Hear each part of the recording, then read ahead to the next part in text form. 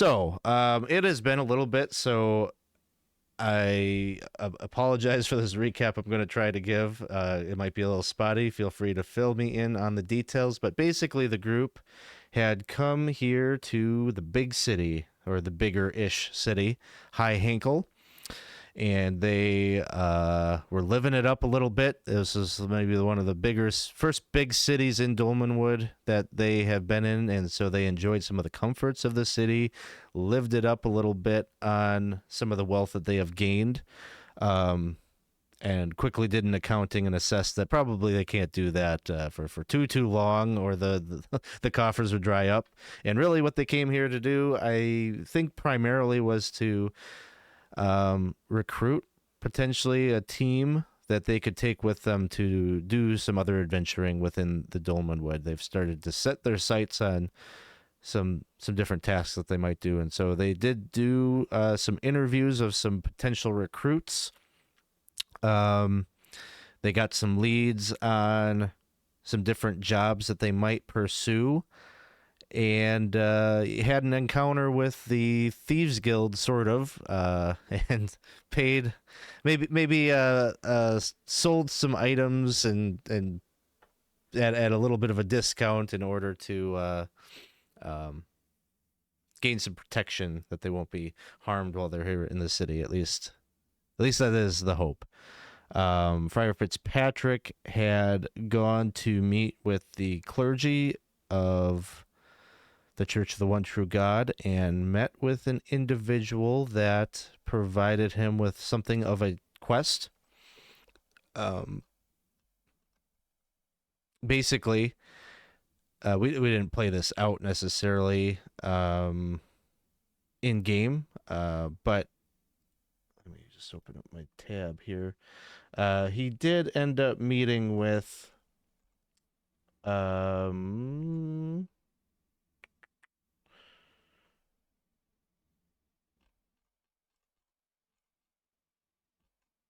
sorry, one second. Yeah, that was one of the things that I was curious about, having listened to some of the other things, is what Father or Friar Fitzpatrick had talked about and found out. So he met with a woman who is the archdeacon of the Church of the One True God here in High Hinkle. Her name is she is the Venerable Adreline Sumner, and the friar had gone to her basically saying he wished to be in service to the people. He wished to find a way to give his time here in the Dolmenwood meaning, and she had some ideas and some tasks that she was aware of that needed doing. Of course, locating and finding shrines is also always going to be something that is important to the church in terms of reclaiming the faith here in the Dolmenwood. But kind of top of her mind was having somebody go to this ruined village that is known as Lankston. It is not a place that has been inhabited in quite a long time. It has fallen into ruin, but it's the true nature of what her concern is about it is that it is said to be a cursed place. And recently there have been some reports of undead zombies and such wandering about pretty close to the road leading into High Hinkle and such, and she suspects it is this place, that it has something to do with this place and that it needs to be consecrated. And so she has given to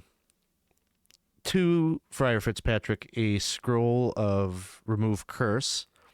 She doesn't, so I want to be very clear that she doesn't really know why the place might be cursed. There is a bit of a story about there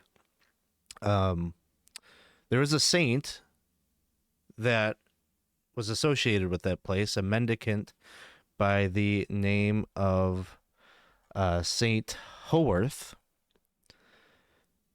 who kind of ran the church there and provided a lot of his healing services in the name of the one true God out of that village. This is some 100 years ago. But it is believed that he fell under some kind of curse. And the story goes that he was cursed by a hag. Then this is like there's like a folklore about that. She would probably have told the friar that, who knows, like maybe it has something to do with him. And she's giving you the scroll, basically, maybe this would help, but she doesn't really know. Like, so the gift of this scroll is not necessarily the key to solving this thing, but just a little kind of reward maybe on the front end for you to go and pursue this task. And so so that is the task, and the friar would be maybe bringing that to you, that you could go and find this village potentially as a something to do that isn't hunting griffins. So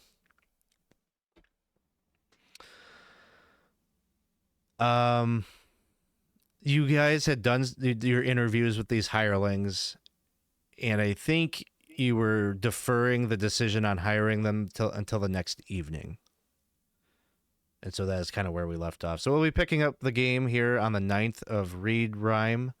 You all would have stayed at an inn on the outside of the wall of High Hankle, a place called the Chantry. And so that would be where we'd be picking up, is the morning of you all waking up and maybe deciding for yourselves what you would like to do this morning.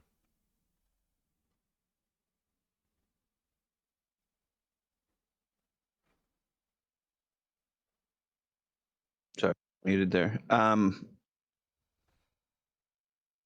suppose one thing that things we're deciding this evening, we told everybody to come back. The people that you interviewed, what's everybody's take on them? Are there any that are no-goes? Any that are a sure thing? I remember there was one that was like had a little more experience than the others, but it was also more expensive. That would be I felt like Kezi, who was the hunter. And so she came, I think she was maybe 6 gold a day. I thought that warranted some conversation because there were some pros and cons to that, to that hire. I felt like the other ones were all kind of like standard level, low level hires that are just, that we would just normally take on. But maybe we should at least discuss this more expensive one. Most of these people were a flat rate per day and like a partial share, right? And or a were half any share. of them half shares, right?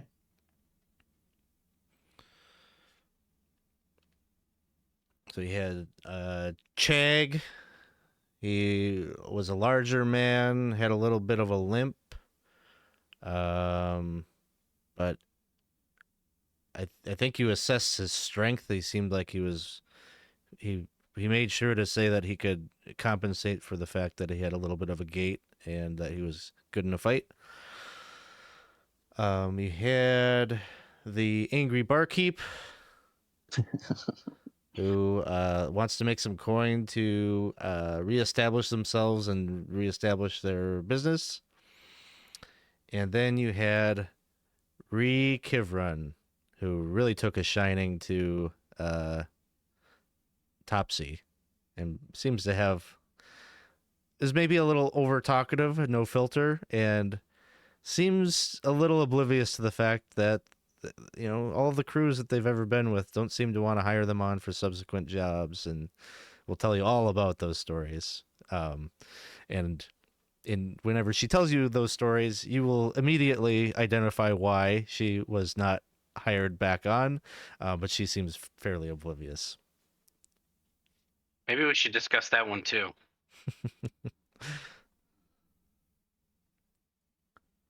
Well, if you ask me, she's a very wonderful individual that I very much like to have the company of more times. She's a great talker. I guess maybe if the two of you would be talking and not, What's wrong with that? Come on. And was she a human or Yeah, all of these people are human. okay? I mean, I just wonder with her, I guess we're thinking that she doesn't get hired on because she talks too much. That's it. She Yeah. is still alive. She is still alive, so there's that. There is that. What? I know I was not here. But did they all seem like the hearts were in the right place and ready to go if they needed to be, as it seems traveling with us is a bit dangerous.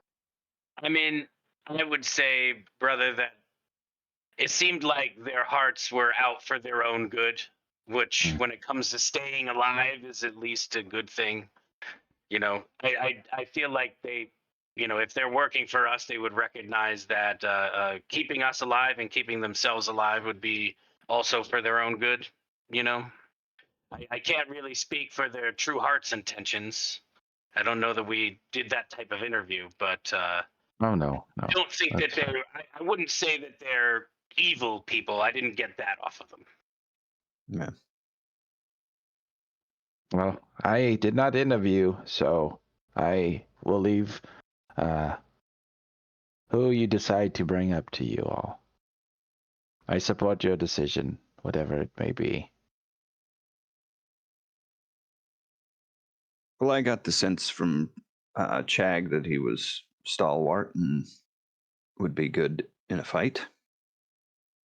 I guess before we decide on this, do we wish to? I guess let me ask you this, Friar. If we were to use this quest that that the church has given you as a first, I guess, foray with our new hires as a test,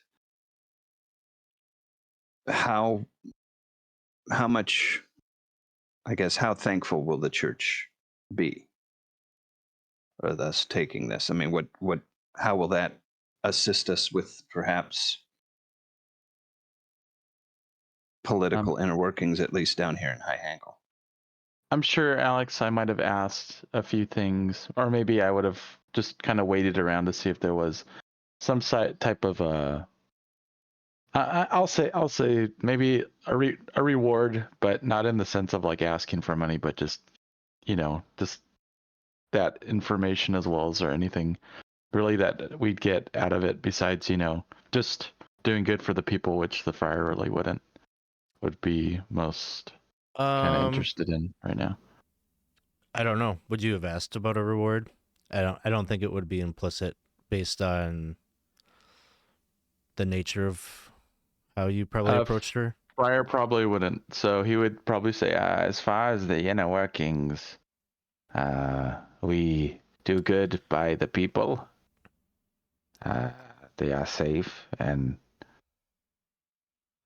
we might be able, I do not know, but to right a wrong that happened so long ago to this poor saint. I guess the political part of it, probably she would have mentioned or said, she probably would have referred to like the church in Brackenwold, like this is what the church wants, like the church is interested in having this happen. Like the church, it has been impressed upon me that we need to do this. So like politically, it does seem like there's a hierarchy. Like this isn't really coming from her. This is coming from a higher authority, and she's sort of the middle manager of this. Okay. If that makes sense. So if you are looking for a bit of renown, however, it seems that this is one of the main to-dos of the church that might put us up at a higher level, if that is what you are after. Well, just mainly curious about currying favor. I am sure that there will be favor given.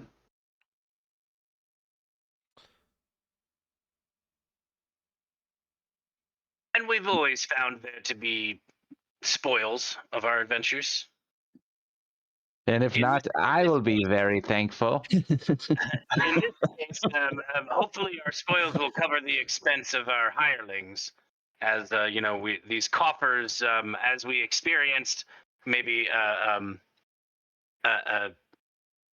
with our expensive taste the first night in town, that the coffers do have an end to them. So I do think if we find that we're not able to cover the expense of our hirelings, that we should cut those losses sooner rather than later. Yes. Well, I'm just viewing that the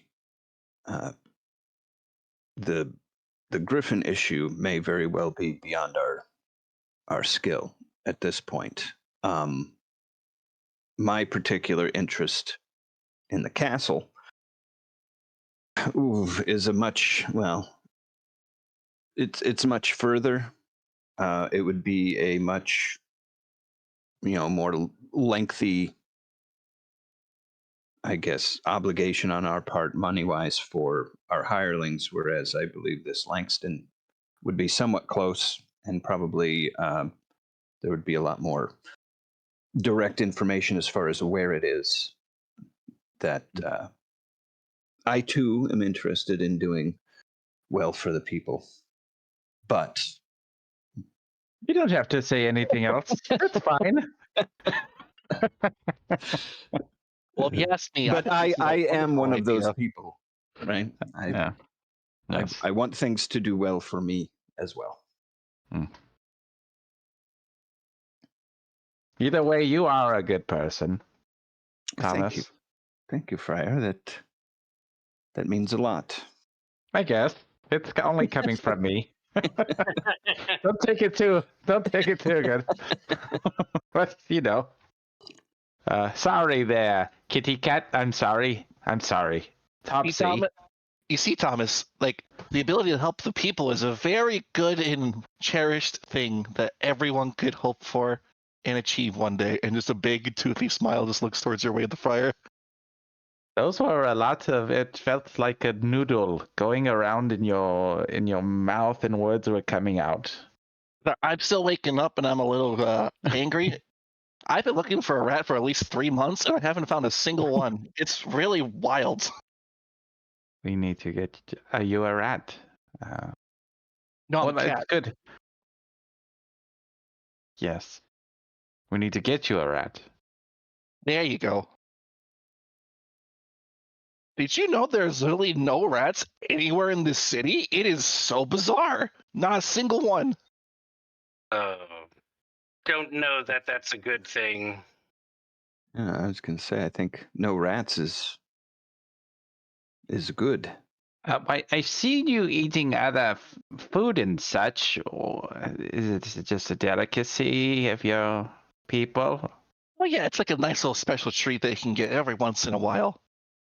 It's just that, people kind of get weirded out and grossed if you just eat a rat or like a possum in front of them. They'd be like, holy crap, what are you doing with that rat? That doesn't seem right. It's a little off-putting for some. Have you ever eaten a rat, Friar? It's really wonderful. Are we at the breakfast table right now? Yes. Geoffrey's gonna start looking at the meat a little closer.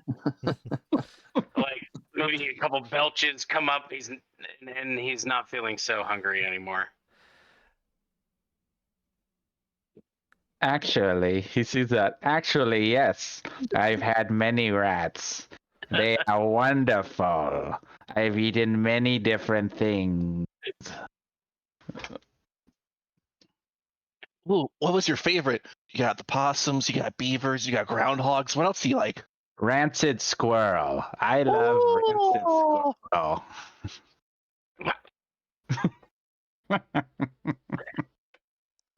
He like looks at Topsy and just like smiles and looks back at his brother.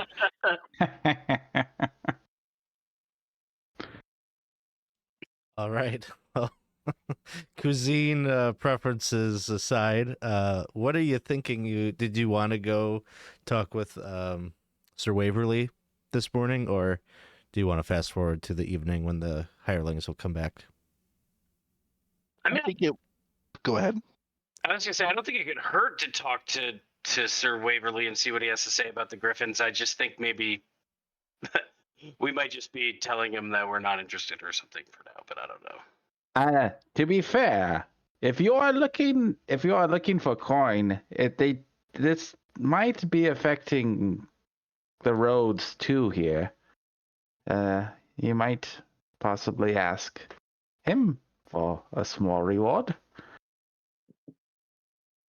You really We think need a about lot it. more hirelings to take on some Griffins. But if you really think about it, are we hunting the Griffins or are the Griffins hunting us? I mean, we saw that severed leg just in the middle of the road yesterday. It was so wild. I mean, just, could be like a. Topsy Yeah, has a yeah. point. I think Lankston is a good direction to go. And that's what I mean. To clarify, I was talking about Lankston. That it seems the undead might be spilling over onto the roads. Correct. We might be doing them a service. And I don't mind taking money from them. The town, that's fine. Give it more to the people. Oh, I see what you're saying. Don't talk to the Lord, but when he brings up Griffins, we bring up Lankston. Hmm. And say maybe this will help. Maybe we can't help you with the Griffins right now, but we can help you with this. Well, and Yes. at least getting information as far as where the Griffins are, because it's quite possible on our way to Lankston, We will encounter some. the Griffins could be in the same direction. We may want to go a different route. We might Maybe have a walk. Griffin fight anyway. Yeah.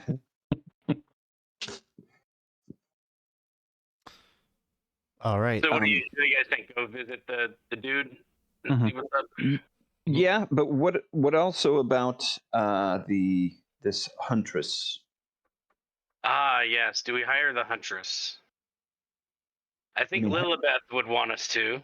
I think they got along real well.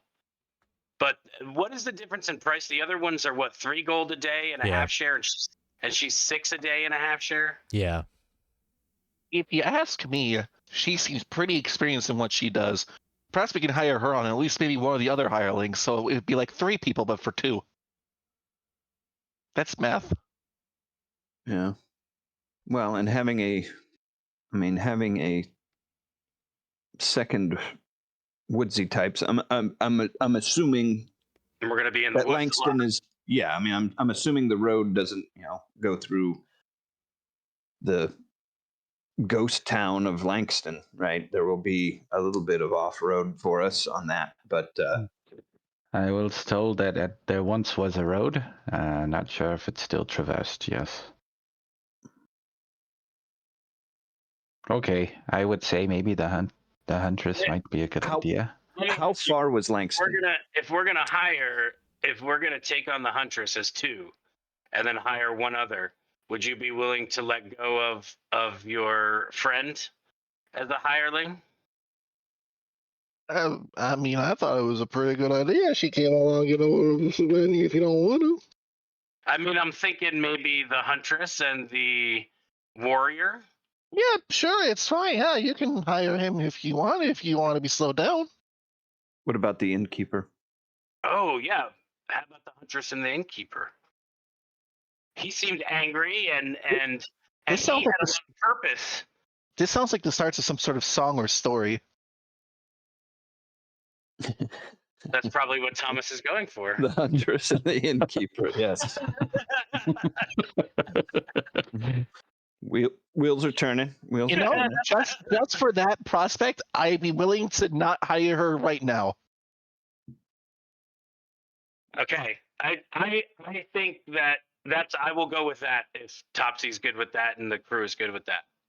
I support that decision. Topsy doesn't want the person like Topsy is fine with me.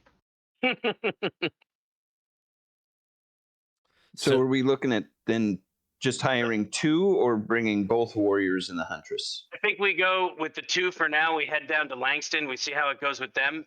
And then, depending on how things go with that, we head up to the castle. And if we decide we want the 2 more, we can stop it and hire them or hire others. All right. So what I'm hearing is you want to hire the huntress Kezi and the angry barkeep Tuth. That's what I'm thinking. Sounds like a wonderful idea. And if there's if we're I getting coin, I- we might add one more. Yep. Yeah, if we talk to the dude, what was the name? Sir Waverly? Yes, Sir Horsent Waverly the Orange. Sir Waverly. Yeah, if we talk to him and Thomas can use his wormed tongue to get us some cash for going to Lankston, maybe we'll come back. Maybe we'll decide to hire one more. Okay. Well, these folks aren't meeting up with you till this evening anyway, so Right. you have time to go talk to him before you make a final decision.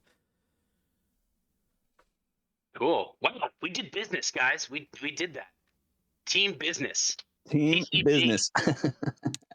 All right. BIZNUS. So the agenda for the 9th of Reed Rhyme is to go talk to Sir Waverly and see if you can get. It sounds like you want to get potentially some payment to see if they have a vested interest in the Lankston situation, and then come back and go to the tavern to go hire your hirelings, and then potentially set out on the 10th of Reed Rhyme to travel to Lankston. All right. Yeah. Indeed. So, you finish your breakfast at the inn, and you can begin to make your way into the center of High Hankle, traveling, underneath the architecture overhead, these kind of arched bridges that connect many of these tall buildings at the center of what is known as the Escalade in the center of town.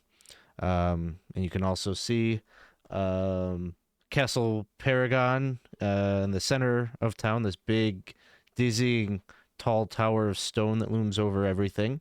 But you will be making your way to the Griffinry, which is sort of over here.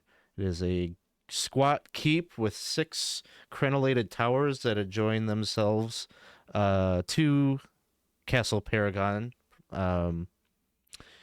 And in the central courtyard, as you make your way there, you ask around about Sir Waverly, and you'll get kind of directed to him. He would be in the courtyard of this garrison where there are a number of griffins that are, their keepers are doing drills with them.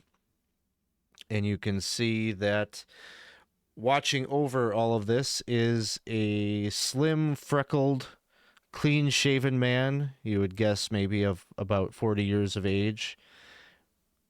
The reason that he is called the Orange is readily apparent. He has this kind of like bright orange, like reddish, curly hair that is sort of in a mop that, hangs just like shoulder length and crests over his plate mail armor. And he is wearing an orange doublet. And he has the house sigil of House Hogwash is on his tabard that he wears. And the sigil is of a hog pierced with many spears atop a harp.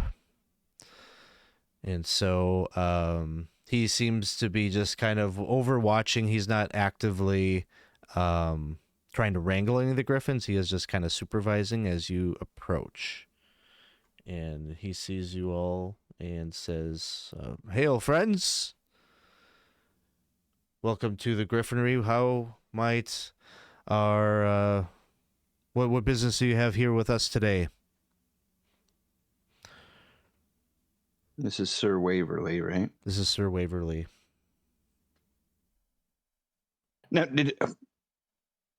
please help me recall we met him on the road, right? Where there was or was it his men? I think you met his men. With his men. Okay. And they directed you here. If you wanted to learn more about the Griffin situation, they asked you might have asked about a reward and such, and I don't think could tell you that, but they said he would be the one to make a deal.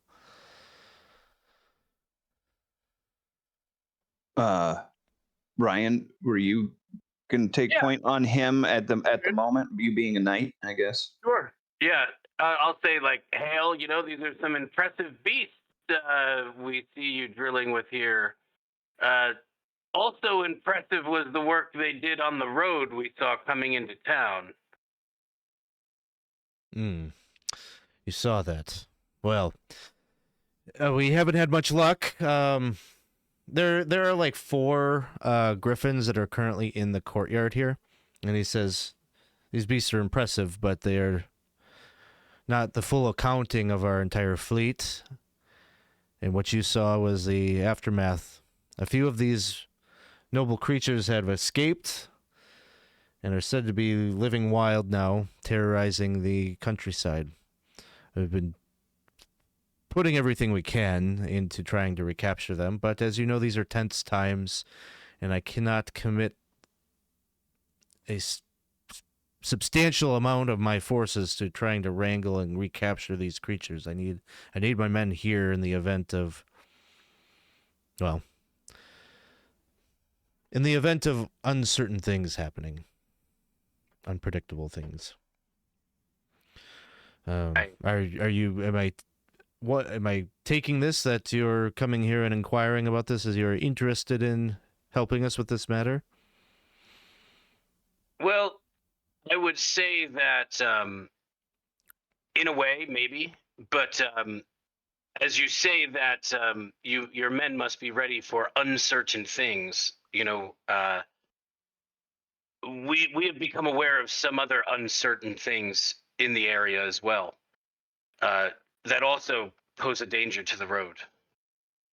I don't know if you have heard of the undead spilling over from Lankston. Yes, I have. I have heard story of this.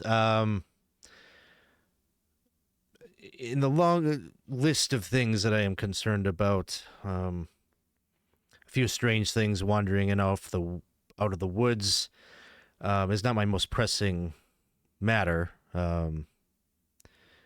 Lankston, not a name I've heard much about. Maybe a matter more pertinent to the church. My responsibility lies here with High Hankel and the defenses of our city.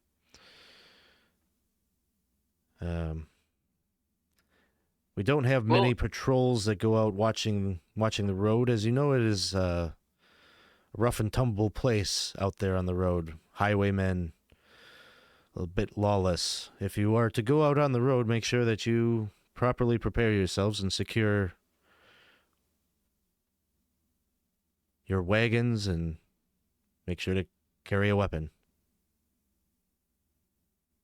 We appreciate that warning. How many of these creatures are unaccounted for? There are 3. There are 3 that recently have escaped.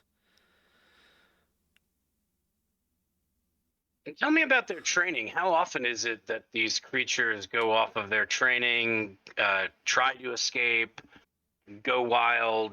Is this uncommon? Has this happened before? We are renowned for our ability to domesticate these things and train them. We are very our protocols are timeless and have been tested for. We come from many generations of having harnessed the power of these beasts. We treat them kindly. They are almost extensions of ourselves. It is unheard of that a griffin might do this, a single one, let alone 3. And you could see like one of the griffins like in the courtyard kind of gets up on its hindquarters and is almost becoming kind of bestial, and he kind of runs over there real quick and like lays his like hand on its like breast, and like the other handlers are trying to like kind of rein it in a bit. One of them throws it like a big hunk of meat that it crones its neck upwards and grabs, and it seems to calm down, but there's just sort of like this wildness to it. And as soon as he kind of calms it down after a few minutes, he like returns back to your conversation, and he says, "As you can see, it is very hard to tame the beast inside these creatures, but I feel that there is some other reason, some presence, something in the air, perhaps, that has caused them to revert to their more savage selves. I don't know."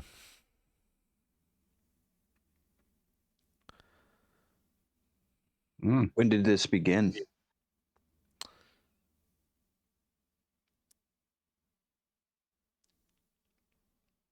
I suppose it is hard to say exactly when they started to turn this way. It has been there's been several weeks now since these griffins have escaped. And And was there they all escaped at the same time? kind of leading up to that? Yes, they all recently escaped at about the same time. It was a singular event. One night, they broke free during drills. Given the gift of hindsight, I can say that there had been maybe some clues as to their restlessness in the preceding months, but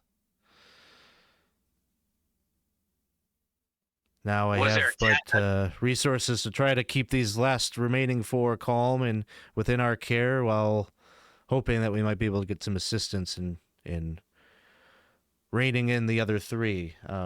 I have heard that these 3 that have escaped have begun nesting in a old watchtower along the northwestern road, which makes them even more dangerous that they have chosen to roost together. Are they all males? All females? Mixture?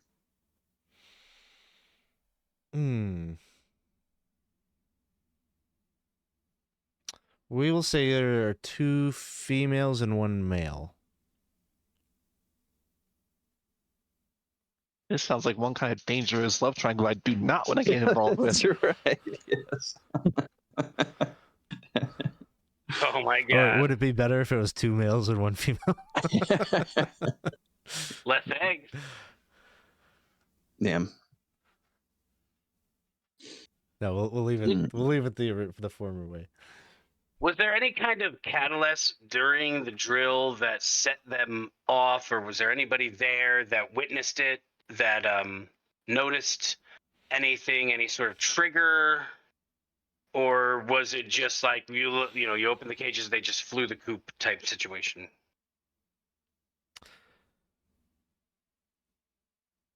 I wish I could tell you that the trainers that were there that day are still around to question. I don't know. From all accounts, there was nothing to suggest that anything untoward had happened or anything unusual. It wasn't a full moon or anything like that. It was just in the throes of the seasons changing. The early days of fall. Have you noticed any changes in any other animals or beasts around the area? We've had a bit of, well, experience with things being corrupted. I have not drawn any such conclusions from any of the stories that I have heard of such things. Unfortunately, there are always stories of wild things happening in the Dolmenwood that I have not drawn any connection. Of course, the men have all sorts of tall tales trying to explain this loss of life, the loss of our griffins is it is a stain upon our order, the knighthood here. Ask you. You say that you feel that there's some sort of presence or something some sort of outside force that's causing this. Do you know of anybody that has anything against you or your knights, your order? Anybody of great power, or anybody in a position to set anything in motion that could possibly have it out for you? I don't like to speculate on rumor and these types of things, but if you were asking me of my opinion, I believe this is the work of the Droon. I believe that their activity has... I've heard more and more stories that I would attribute to them. I think that the Droon are finally waking up and that they are perhaps starting to reclaim what they believe is theirs. And what would that be here? Well, we are here in the High Hankle. We are certainly not within the Dolmenwood, but the goat folk go to war, as perhaps you have heard. That seems to be the way of things. They are getting wild. I believe that it goes all the way back to the assertion of the Droon over them as well. Perhaps they are going to reclaim their former slaves and cause all this problem, and it leads right here to Baron Hogwarsh. He is the one that holds authority over all of the goat folk and over the Dolmenwood. So, causing us problems at home would take us out of the equation. That is my feeling. I have nothing to substantiate that. Question I have for you: do you think that whatever manner of power that would raise the dead, could it not also affect some living creatures, more bestial types? Oh, I'm not an expert in such things. I do not know.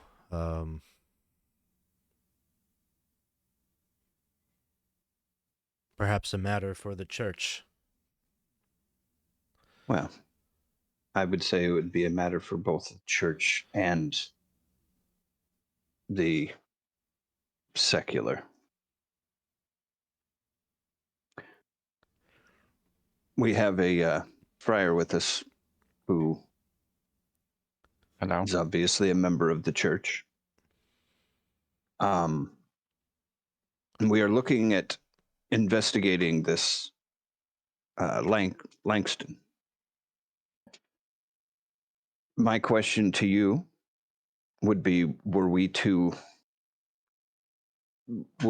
do this, could there be any assistance provided? I mean, there are confirmed reports of these undead coming out to the road and such, which affects travel and affects the citizenry of High Hankle. If we can clear this from your plate so that it does not become a larger problem, I guess, would you be willing to provide any assistance in the way of money that we might be able to hire a couple people or such to assist us with this endeavor. I do And that. and depending on what we find, this may lead to assisting with the griffins as well. I think the two might very well be related. Quick question outside of game: the road in which he was talking about the griffins roosting in the watchtower, is that in the direction of Lankston or the opposite direction? I believe that the watchtower is along this road here. So, Lankston is like to the northeast. So not directly, like So not we could directly in take the the same, long, but take yeah. the long way, maybe.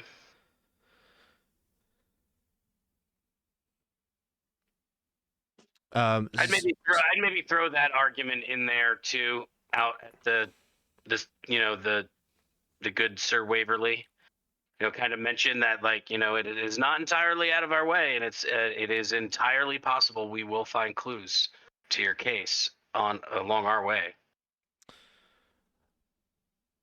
I appreciate you looking out for the safety of our people. The issue of Lankston is not one of my charges. It is barely on my radar. In fact, you coming to me now, I've heard some stories of zombies and such shuffling in off the road, but it is not a top charge of our order at the moment. I'm sure if you were to find something and you were able to purge whatever wickedness has occurred there, it would be a good thing. But unfortunately, I need to be I need to be responsible with the resources that I have, and at current, I need to expend most of that towards this griffin issue. Should you be able to recapture and bring back our missing griffins alive, for that I can pay you 1,500 gold pieces each for each that you bring back. Got any tips on how to wrangle one of these griffins? Anything? Yeah, any like words that you use to like Any foods that they like? Yes, commands, food, all of that in normal times would placate them. But as you know, they have returned back to their wild nature, and so using those forms of domestication that we have used to control them in the past may not work. He would direct you to like one of the griffin keepers to learn some, like, heal, stand down, lay down, like all whatever their shorthand commands, which are actually going to be more vocalized, like screeches and such that they use to communicate with them. But he'll direct you to one of them to learn about this. And as he's like talking to you about all this business, like you're kind of having a back and forth about the safety and security of High Hankle and how Lankston might be wrapped up in all of these things. There is another knight that comes rushing in. It seems like borderline discreetly. Like it looks like he's like hurrying, but he does not want anyone to notice that he is rushing up to Sir Waverly. And this knight, younger knight, kind of leans in behind Sir Waverly, and he's like whispering into his ear. Can I hear that? Can I hear what he whispers? Make a listen check. A hear noise. Yeah. All right. That is a 2. Okay. And I hear noise on 1, 2, a 3. Okay. So you hear him come up and he says, Sir Waverly, you are needed. Lord Shadgor Ramius is here, and I am afraid the Baron is not yet out of bed. And you just hear a sigh and like just a look of just sadness, a little bit tinged with disappointment, comes over Sir Waverly's face as he just closes his eyes and like it seems a bit exasperated, but he says, "My friends, I apologize. I am needed elsewhere right now. But again, I do wish you luck in whatever course you pursue. I am sorry that I cannot be more of help with locating the lost village of Lankston. But if you do come upon our griffins and you are successful in recovering them, please know that you will be well rewarded. I am sure that the Griffin Master here can attend to any further questions that you might have." And you can see he's just like in a rush, like there's not much goodbye after that. He just rushes with this other knight to exit. Dang it. And the name Lord Shadgor Ramius, I believe, is familiar to you all. He is the other brother, other than the half-brother of Lord Malbleet, and these are the two lords that are at odds with each other right now, because there is the public accusation from Lord Malbleet, the Goat Lord, who resides just north of Lankston, is that Lord Ramius has kidnapped his son. Just as a refresher on that. So it would seem that Lord Shadgor Ramius is here in High Hankle right now, apparently trying to take a meeting with Baron Hogwarsh, who you can infer is a little hungover this morning and not up to the task of receiving him. So you got a little glimpse into court life there. Oh man, and isn't the implication that the goat child of the guy, the Burkmeister or whatever, is that kid? Yeah. So we're like right in the middle of this shit. Or at least you're a fly on the wall as things are happening a bit. Yeah, we're a but fly on you the have a wall piece of that information raises that nobody else has, and that you know that I don't know, maybe like you know that the child was in the Burkmaster's home.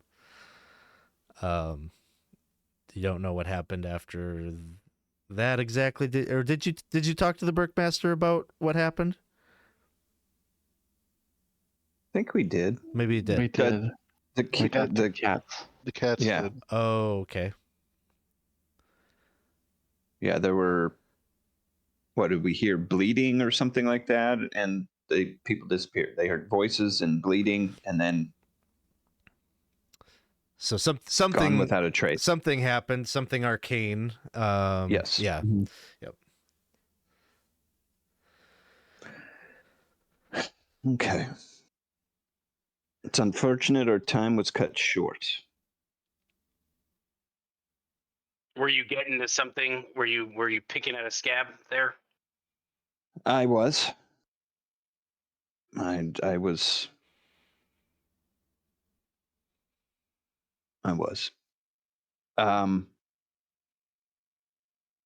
Well, we will be sure that with our success in Lankston, that it will be known that Sir Waverly could have assisted and he did not.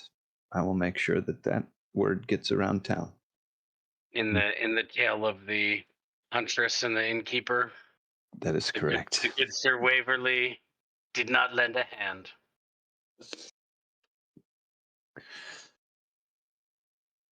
I still think Alright. he came out a little bit strong with the whole money part. Like, you know, you're like, this poor village in the opposite direction. But anyways, can we have some money? Like, I kind of felt that was like, you know, you're supposed to make him think he needs to help you. You know, think you need to help him. I think is the route you should have went to. But I'm just saying, that's the route I would have gone. Well, the town is supposedly empty, right? Except for It's not. this curse and such. I was I was planning on working an angle that if he could assist us with some of his funds Men. for the Griffins, for us to hire this, that it would be.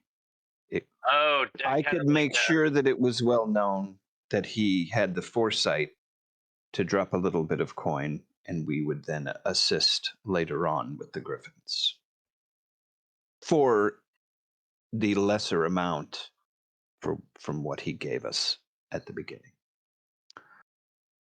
So That was Casey, going to be my angle, actually. upfront. Yeah, you're trying to get some upfront money to hire some people to help with that situation, which would have been a good angle. Yes. Casey just redeemed a rumor. So I don't know. Did rats get brought up at some point? Probably. I mean, Topsy's Mhm. around, so some some stable boy who's like stacking up. I don't know. He's like adding the feed to the troughs or whatever. He comes over to Topsy, says, "Psst, hey, you're looking for a tip on getting those griffins? I could tell you a tip. They loved eating rats." No. Yeah, Kidding. yeah. A weird thing too. They had like this preference. Like I could tell There's different kinds? the fur patterns and the colors, man. There's something to it. I thought the matting was the major part, but there's like a whole pattern system to it? Yeah. You gotta tell me everything.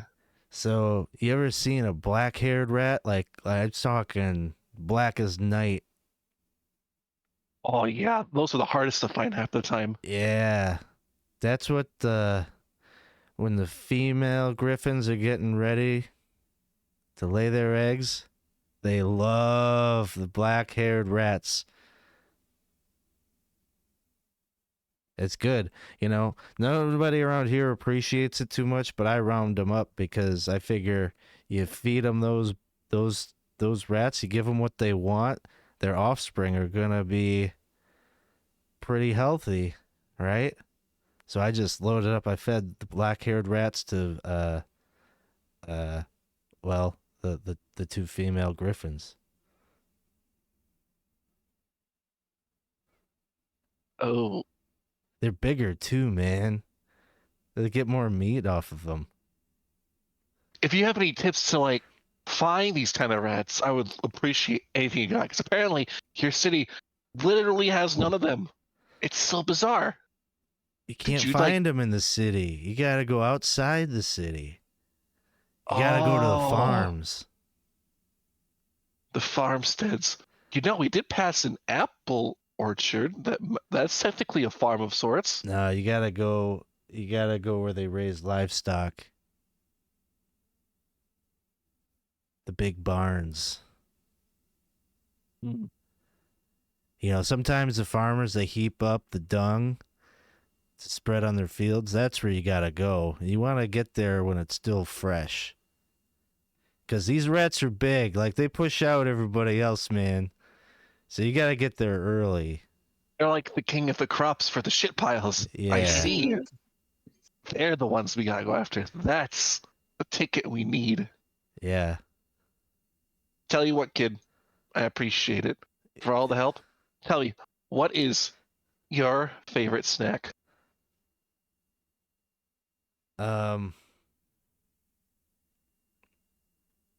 So everyone likes like cooking up these onions around town. Uh-huh. I think that's a spoil on what the one true God gave us. I just like biting into a raw onion. I eat them like an apple. You feel like the good old fashioned Grimalkin style just turns to like a little just like milder, just like, uh-huh. Well, close your eyes and count to 3. Uh, I was What the fuck is wrong with this kid? one. And I'll Yeah. and I'll conjure an onion and place it into his hand. Oh, We'll give him a nice big robust yellow onion. righteous. And he just like bites into it. And you hear the crunch. And his eyes just start watering. That's the stuff. Thanks for the rat tips, kid. Rat tips. So you got your rat tip. Thanks, Casey. Good. All right. So are we heading back to the tavern to pick up your hirelings this evening? Yes. Yes. The only thing, if you are still looking, I did not think of asking for a reward from the church, but we could stop and ask if you'd like. Yeah, I mean, not a reward, just to cover expenses, you know? You know, I do not. I said I didn't mind taking from the, the higher ups of the town. To be honest, I do not mind taking from this church either. It's the whole establishment and whatnot. So if we wanted to take, obviously they're not doing too much with it here. You see how the people live. I mean, who's a higher establishment than the worshippers of the one true God? Am I right, Friar? Huh? You're pretty up there, pretty big guy. You work with the big guy. Uh-huh.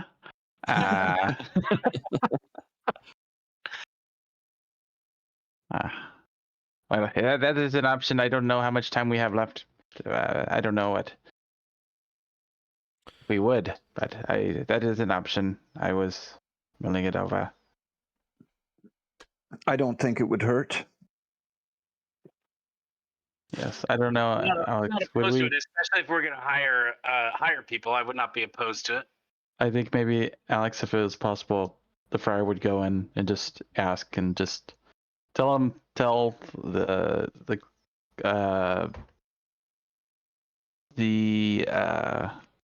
Archduke, maybe that we're hiring on some help, and it would maybe be helpful to him and his comrades if we were granted some coin. So you go to the Three Martyrs Ministry, Mm-hmm.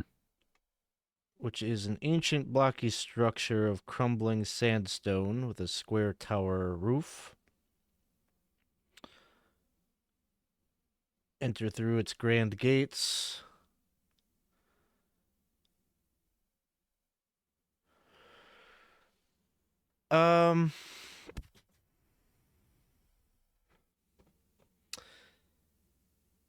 So you will go into the grand into the church, into the kind of prayer and worship center. It is a columned interior. Many of the engravings and such on the wall and the decor of this place depicts a unicorn and cockatrice lounging in the shade of an apple tree. Sort of strange motif for a place dedicated to the one true God. You'll see Adreline Sumner is maybe quietly praying up at the front towards the altar. A slight woman. She has a very fair complexion. She's advanced in years. Just a tiny little woman with her kind of like a nun's like hood Mm-hmm. up. And she will see you and she will say, "Oh, I'm it feeling is- worse and worse already. It is you. You've returned so quickly. Have you already Yeah. made your way out to Lankston to deal with that little matter we talked about?" I was overzealous and eager, but my companions here reminded me of the whole logistics situation.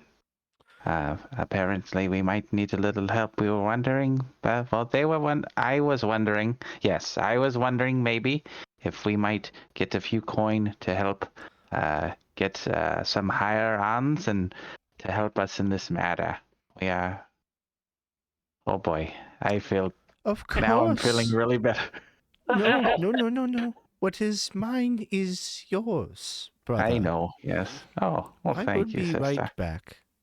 Ah. And then she goes and she withdraws into like the private area where, the convent, apparently stays or whatever. And she comes back with like the tiniest little coin purse. And she opens it up and she says, "How much are you needing?" And she starts pulling out little coppers and like laying them down on the, on the altar. There's like I was 17 coppers there. How I much was do you thinking think you maybe need? You can have more it all. I know from you. I know you're willing to give it all. I know. I'm thinking more from the church itself. Oh, The, we the couples will buy us a cat. I'm I'm sorry. I could fill out a request to the church. Perhaps I could write to Abbot Hoggle for an advance. Our coffers are a bit depleted just now, but perhaps the powers that be in the capital could help. Oh. I will Okay. write a strongly worded letter.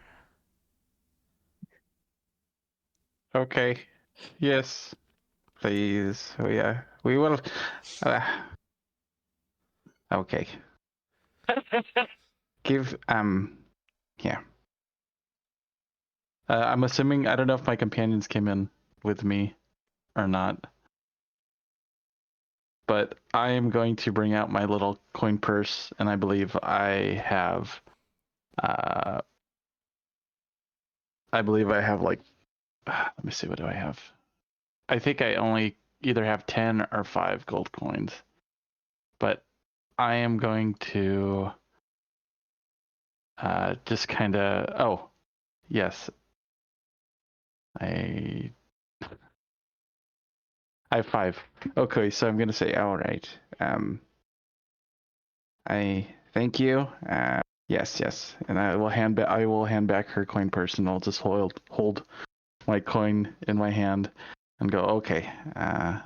Thank you very much. Yes, if your letters will be appreciated. We will do this. We'll do this for the good of the people. Of course, Thank Friar. Thank you, Sundance Kid. Just redeemed you guys a reroll. So you got a couple rerolls here. Oh, awesome. Well, we will be off. Sorry to disturb you. All right. So taking your leave of the church,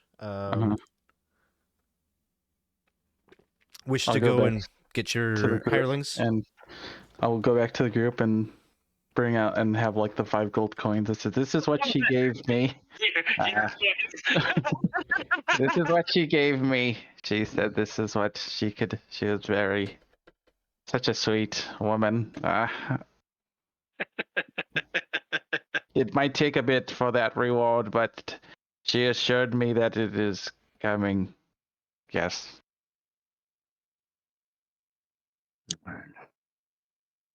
Well, that's unfortunate. Go. Let us leave. All right. As we're walking back or whatever, I say if we're going to an empty town, that is well, Everything not empty, but I think it's best that we have the most warriors that we have. I will throw in from personal money to hire Chag on. I don't think you have to do that if you feel that strongly about it. I say we hire on the 2 fighters and the hunter. So just to be clear, Chig is a thief. He appears to be. You maybe would have thought that he is a warrior just because he is so muscular and such, but class-wise, he is a thief. I think they're all thieves, and then one's a Ranger And one's or a hunter. Yeah. Yeah, I mean, I'm fine. It's an extra sword, along with, you know. I mean, if we really need extra muscle, I mean, we could always hire, Rhea along. I mean, she could be pretty helpful. As you said, more people, more bodies. I mean, we had this whole discussion of, hiring only 2 people to keep the costs down, but now we're hiring a 3rd. That's kind of like, a little surreptitiously weird, man. How far is if we were to leave and go to Lankston, how far is it expected to take? Is it a day's journey, 2 days, So or do we t- not know? it's tough because it depends on how you get there. So you could go off the road. Like, you're led to believe that's probably within 12 miles of High Hinkle. And it is not really properly in the Dolmenwood. It's like on the outskirts of the Dolmenwood. So you could either like straight away go in the direction where you would hope to find it, and that would take you off road. Potentially you'd find it within a day. It probably take you like the entire day to get hold of it. Otherwise, there is supposedly an old road called the Ditch Way that leads there, and there's 2 ways to connect to it. You could either connect up to that old road in Lankston, in Lankshorn, or you could, so that would take you to the northeast, taking the Sullup Road, or you could go to the northwest along what is it? I can't really tell on the map. It's not a great resolution, but that road basically leads up to an inn where the road picks up there. So anywhere from 1 to 2 days, depending on how you you choose to tackle it. Okay. Or in the case of going through the Lankshorn route, that would probably be 3 days. But is maybe the more predictable. That's probably the most predictable way to get there. Going off-road, the least predictable. Taking the northeast road and connecting up at that inn. Maybe like, okay, the road is there, which provides a degree of safety, but you don't really know what you're going to encounter that way either. Hopefully I'm laying out those options like, okay, like the most time investor is going to be like probably the safest route. Yep.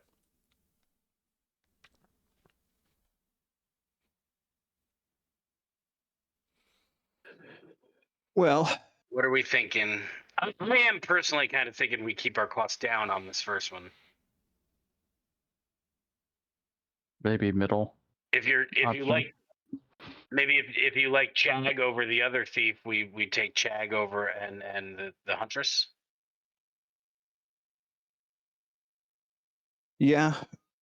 Over the bar, then it would be the huntress and Chag, and the knight who did not help.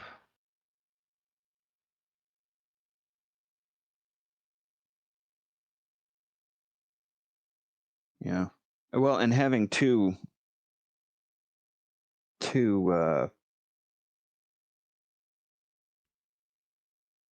huntresses basically. Well, remember, we did get 5 gold from. That is true. Yes, don't forget the extra 5 gold we have. So maybe adding that other person might be okay. So we bring the huntress, Chag, and the angry innkeeper. Yes. I am down with that. I think then probably what would be best or most cost efficient, if we could get there in, a day plus a little. I think you're saying we take the wilds route and get there directly, and I was thinking the same thing. Yes, and we've got the like I said, we've got 2 that are good out in the woods. You'll be helping forage for food and shit Yes. and stuff. Brother. And stuff. I know, mother never taught us to talk with such a potty mouth. But I would also, I mean, if we're talking logistics, I would say that we move most of the day towards there, make camp far enough away that we're not going to have, the undead from the town or whatever come to our camp, and maybe have the two outdoorsy types do kind of scouting in the evening. And then what we would do is in the morning go in. I mean, I don't know. I would prefer to not go into the town At night. as dusk is setting into the evening. I would prefer to do it in the morning. I don't know if that has anything to do with zombies or whatnot, but I can definitely see better in the daytime than at night, and that's mainly my thought process on what we do. That's fair. With that. All right. Just to move us along, because we're like an hour and a half in, and I'm getting restless staying in High Hankle for too many sessions. So you're hiring Kezi, Chag, and Tuth. Yes. Any words, Topsy, for poor Kivran, who was very excited to join you because she's there and she's waiting patiently at a table with, some of the fried onion dish, and she's got a beer in hand, and she's all packed and ready to go. Like, I sit in the chair that's next to her. I take her hands and say, "Hey, sweetie, I tried very, very, very, very, very, very, very, very, very hard to convince these muscle-bound boys back here to let you go." I'm glad, because I'm ready to go. So I know you are, but there's a bit of a hiccup. They technically control the money bags, so I can't. They said no. what? I know you're absolutely a wonderful person, and I would really love to have you here, but I can't get my. They just won't listen. She just breaks down crying, prefaced by a quivering lip. She grabs hold of you and she buries her face in your shoulder. I'll tell you what, I will, on this endeavor, and hopefully I don't die, I'm going to try my hardest to convince them to hire you on for the next mission, because, a little insider secret, we might be planning a very big expedition that might get us a little bit of coin. Wink, wink. And I would very much like to have you there. Isn't she immediately her lifts her face, cheery face and expression again. She says, "Oh, good. So okay, I wait for you right here."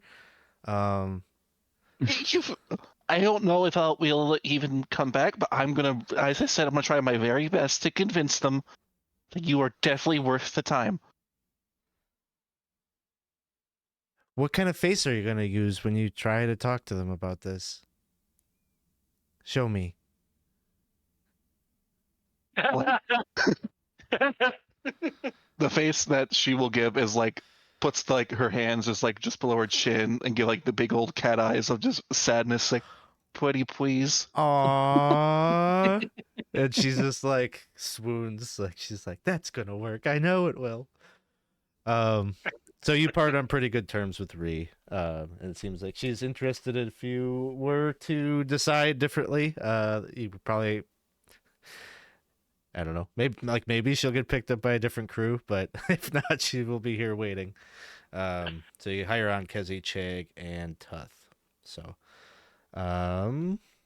Thanks, guys. Now I feel horrible. Yeah, but just think about how that rolls off the tongue. Kezi, Chag. Me both.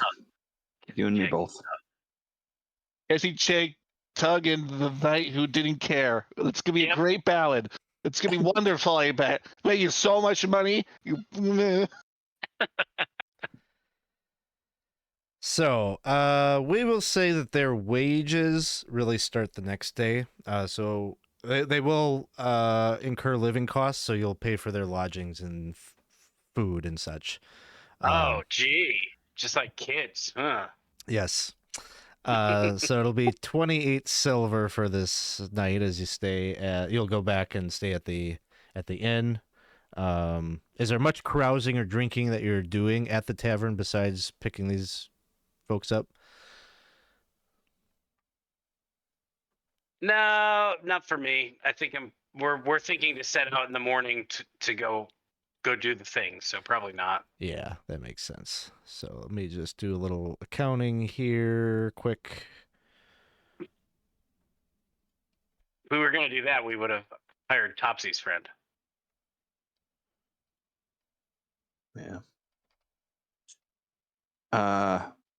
So I'll just take Going this off into from, the woods, we're going to need to buy some rations at least. Yeah. What are how are we looking on that? Rations. Let's see. I think most of them were on. Well, no, we had some on the cart that we lost. So let's see where we're at. I have 5. I'm at 4 iron rations and 4 torches. So Let's see. I don't have any of that. Probably was all. No, I think we had everything on the cart, and the cart got taken. Yeah. Yeah, I don't have any rations of any type. we're going to the general store. Yep. all right. So rations, 5 gold pieces for standard 7 days rations, or 15 for iron. We're gonna want to get irons so they don't go bad.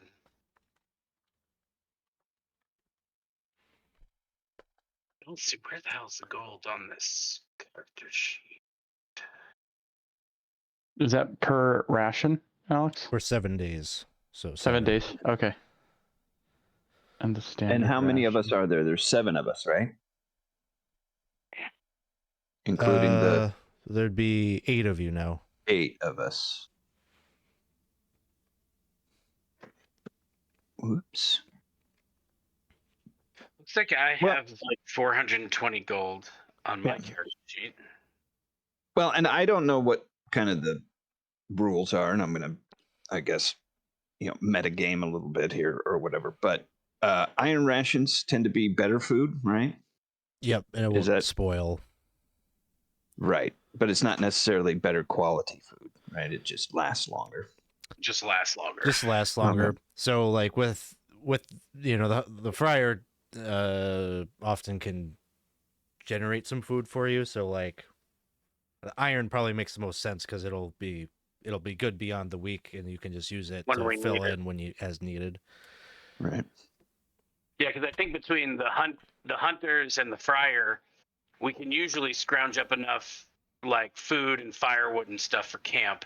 But it's good to have those backups, at least like I would say I personally like to have like a week's backup for everybody in the party just in case.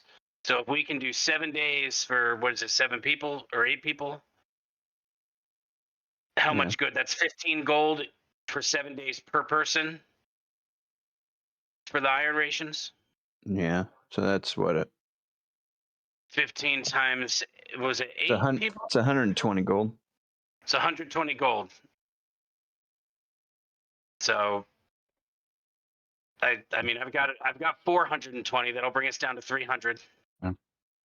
Okay. Sounds good. Whatever they don't use, they could give us back. Are you doing Yeah. that accounting, Alex, or should I take it off here? Take the gold off, and I'll add the rations. Okay. Yeah. And just everybody carries a week of their own, right? That's kind of how we work that. Because we're not really going out into the woods with anything but our backpacks. And Yep. Yeah. Everybody just or he'll put a week's worth of rations on everybody's. Yeah, I'll do it. I'll do it as we conclude the session. I made a note of it for myself here. So you've taken care of the gold. We should be good. okay, so Yep, that's I took care of the food. Do we gold. have anything else like torches or oil for any lanterns that we have, any of this kind of business? I believe that our lantern was carried by our elf friend. Oh, So yes. I don't know that we have a lantern anymore. We may want to purchase one and some oil. I've got spikes. I got rope. No torches. I have a tinder box, which is good, but no torches.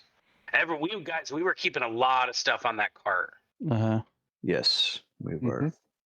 There's a life's lesson in there. Right.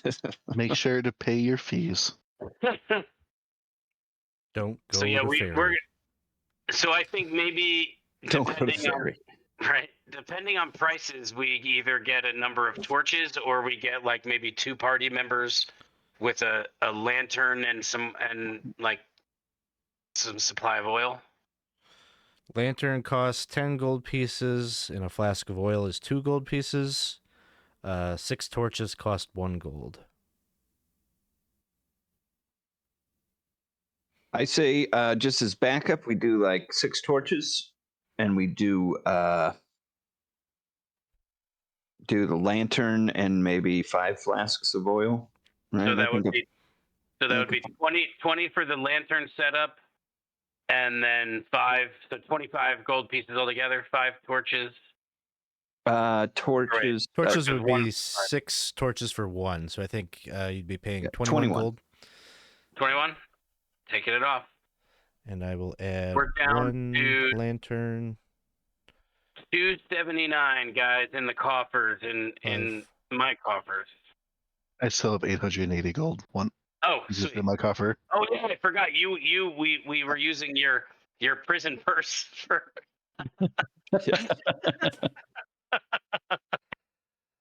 Cool. All We're right. good then. I think we're good. So evening comes, you have a restful night at the inn, and in the morning, let's do some rolls. I haven't rolled to see what the weather looks like, so could impact things, I suppose. I forgot Topsy could just like walk away with his big payday. That's true. Just remember, I'm still here. I have all your money and I stick around. Remember that. All right, maybe next time we'll hire your friend. I will. I'm going to use the restroom. I'll be Sounds back. good.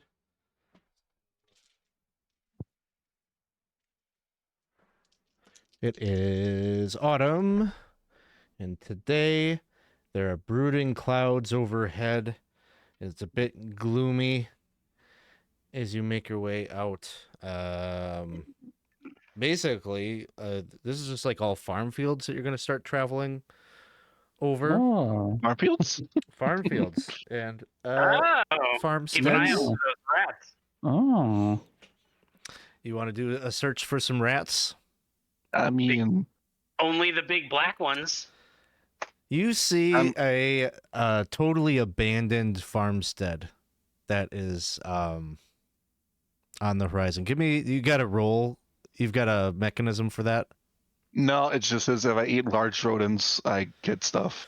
Okay. No mechanics. Roll a d6 for me. You got it. 2. 2. Yeah. So this dilapidated structure, there's no evidence that there is anybody that attends to this farm. The fields are overgrown. You know, the corn stalks tall. Nobody has harvested any of this. But over by the farm, you are sniffing about, looking. Your vigilant eyes do see really large rodents that seem to be kind of going in and out of the barn. Like they're twice the size of a normal rat. Black fur, black hair, really long naked tails. It's them. The good rats.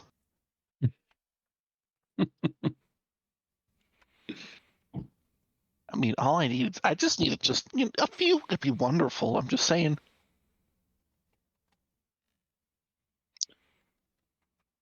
I will, because I've been waiting for this for a while. I guess I'll just start to like level my crossbow.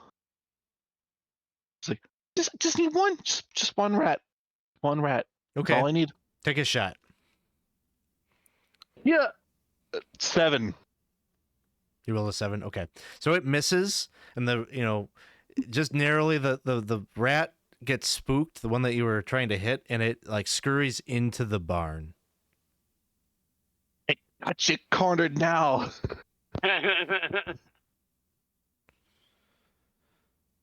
I guess I don't know if the group is with me or not, but I'm just like, I found the rats. Where they're all hiding. The good ones. They're all in that barn over there. Oh, good. Get them. The nice. But listen. I You tell need you what. help? I mean, I'm a pretty good expert rat hunter, but no one should ever do anything alone. If you really think about it. These little guys, they can just scamper away and like they can all go right past your feet. You would never know. He's gonna look to his brother. It's the least you could do for me, considering you didn't hire the person I would want to bring along. I will help you. I will do Yeah. my best to help you get a rat. Geoffrey's gonna, Cool. grab their chide sword and just be like, all right, let's do this. So you guys move forward. The farmhouse, like the residence, is kind of adjacent a well. It looks like there's maybe like a little personal garden there that is entirely like overrun with weeds. An old scarecrow that is just like totally in disruin, like all of its like the corn filling or whatever that filled the bags of the thing have totally been ripped apart by birds. And there's a couple of ravens that or crows that look on as you approach the building, and you can kind of hear squeaking, the sounds of the rodents layering within as you approach this big white structure that serves as the barn, and it's got like kind of a sunken roof, not well maintained. The barn door is kind of like it's like on a track, like a sliding kind of door, and it looks like maybe the track is bent a little bit, and the door probably would be a little, you probably have to give a tug to try to force it open.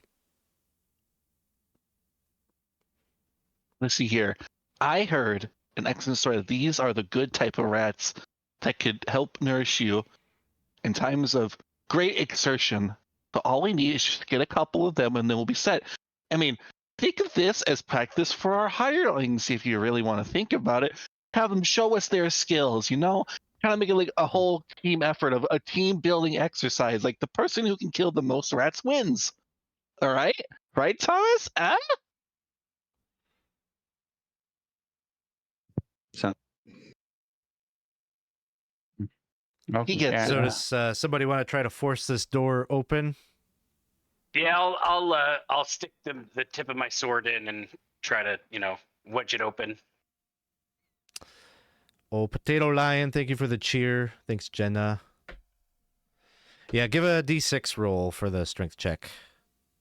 Dice, here we go. A D6. A 2. 2. Okay.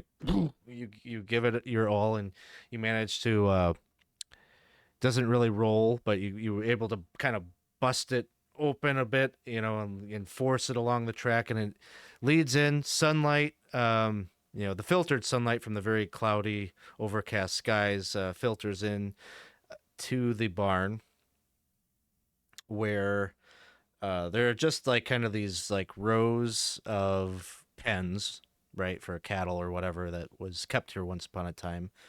But there are there is only one thing that your attention is drawn to, and that is that there is this body of it's like a carcass of a goat, dead, and it is entirely bloated, and on its side, it looks like there's like these puffs of balloons that are growing off of its flesh and like kind of pulsing. And the rats, there's like 6 rats that are like scurrying around this thing and seem to be like nipping and biting at it and eating its flesh. Hmm. Yeah, the rats. Oh, they look well fed. Uh,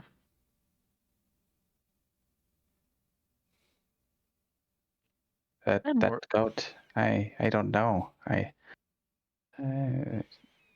Does it, it, yeah, is it like living? What is it? It's like, I mean, by all accounts, it's like completely, it's flesh. You could see pieces of bone jutting out of the body, but like it still has its skin attached. Like it's rotting, but it's not completely deteriorated or decomposed. And it's like almost moving and writhing the skin. Oh no.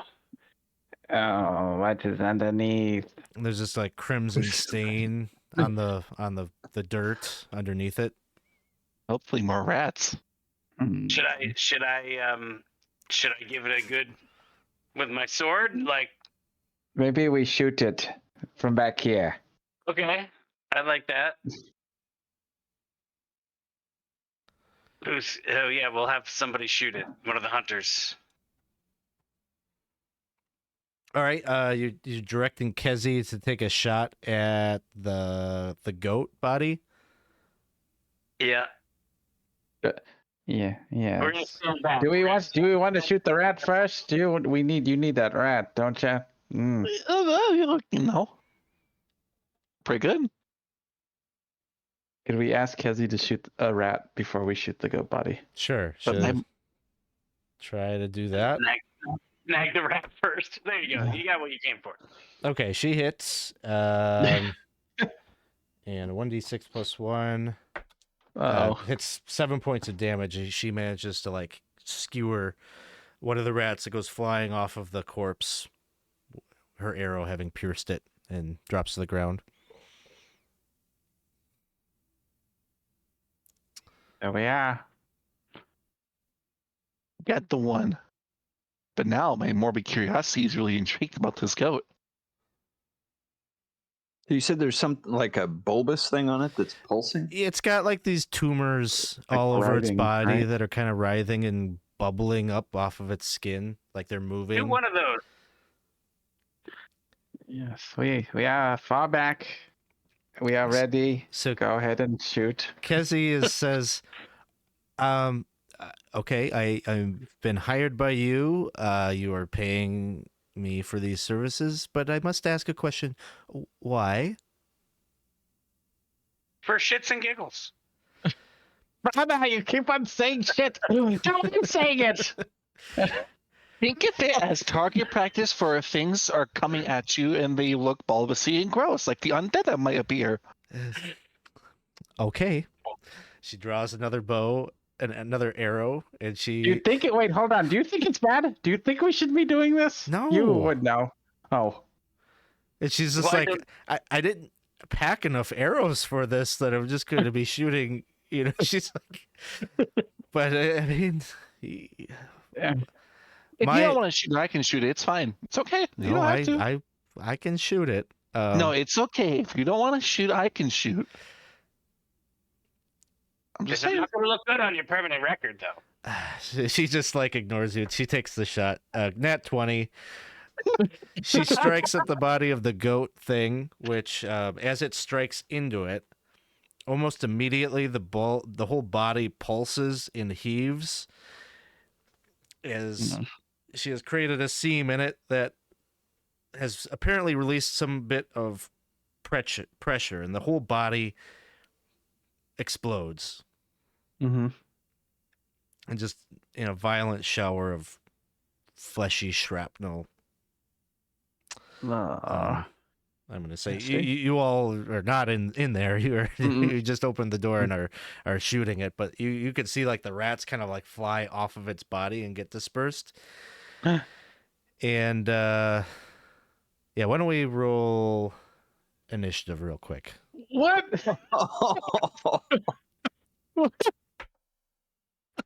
I rolled a 2. All right, who's doing it? I'll do it. Okay. I need a rat. 5. 5. Okay, you guys go first. So there's like, there appears to be 2 of these giant rats that have been flung over in your direction. Oh. And so they are over by you, like within, give me a second. This is all little off the cuff here. I think there's a thing I can roll on. Yes. Okay.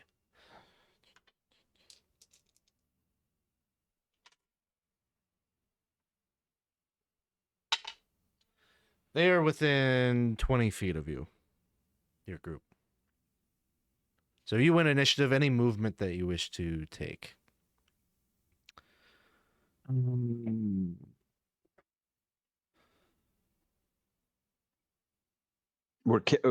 Our goal is to kill these rats, right? I mean, that's basically what Uh-huh. we're doing. We're fighting these rats. Yes. All right. I'm gonna stay there, and I'm gonna stay there and do a ranged Rock'em attack. sock'em rats. I'll Yeah. move to engage the rats. Okay. I think Chag and Tuth will both move up. Well, Chag has a longbow, so he might stay at range, but Tuth, the angry barkeep, is going to be wielding he has a spear in hand. Is he mumbling under his breath, or how does he look when he has to go up against these rats? Actually, he's got a dagger in hand, like well practiced. He's like he's an old ex-barkeep. Like he seems like he's very comfortable getting up and engaging these rats. Like this is a job that he has done many times. So he doesn't seem too bothered by it. If you've ever Charlie had to work. pick out eggs before, you know the deal. All right. How about Geoffrey? What are you moving up into melee? Yes. Okay. Sounds good. How about our ranged attacks? So Kezi will take a shot for sure. Man, she's killing it. A 16 to hit. It's really using that gold dice you were using yesterday. Yep, it's working in good. your favor today. So Gold dice. Ooh. Ooh. giant rat. Yes. So she will hit 1d6. She manages to kill one of those rats, which it itself explodes a little bit in a smaller manner. But we've got Tuth, Thomas, and Sir Geoffrey. I'm going to say you're up there and potentially in the spray of this thing. Give me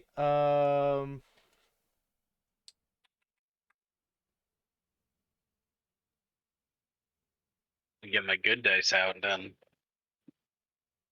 then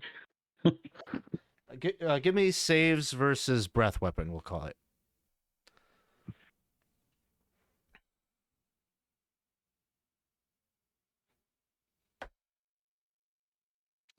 Tuth does not make it.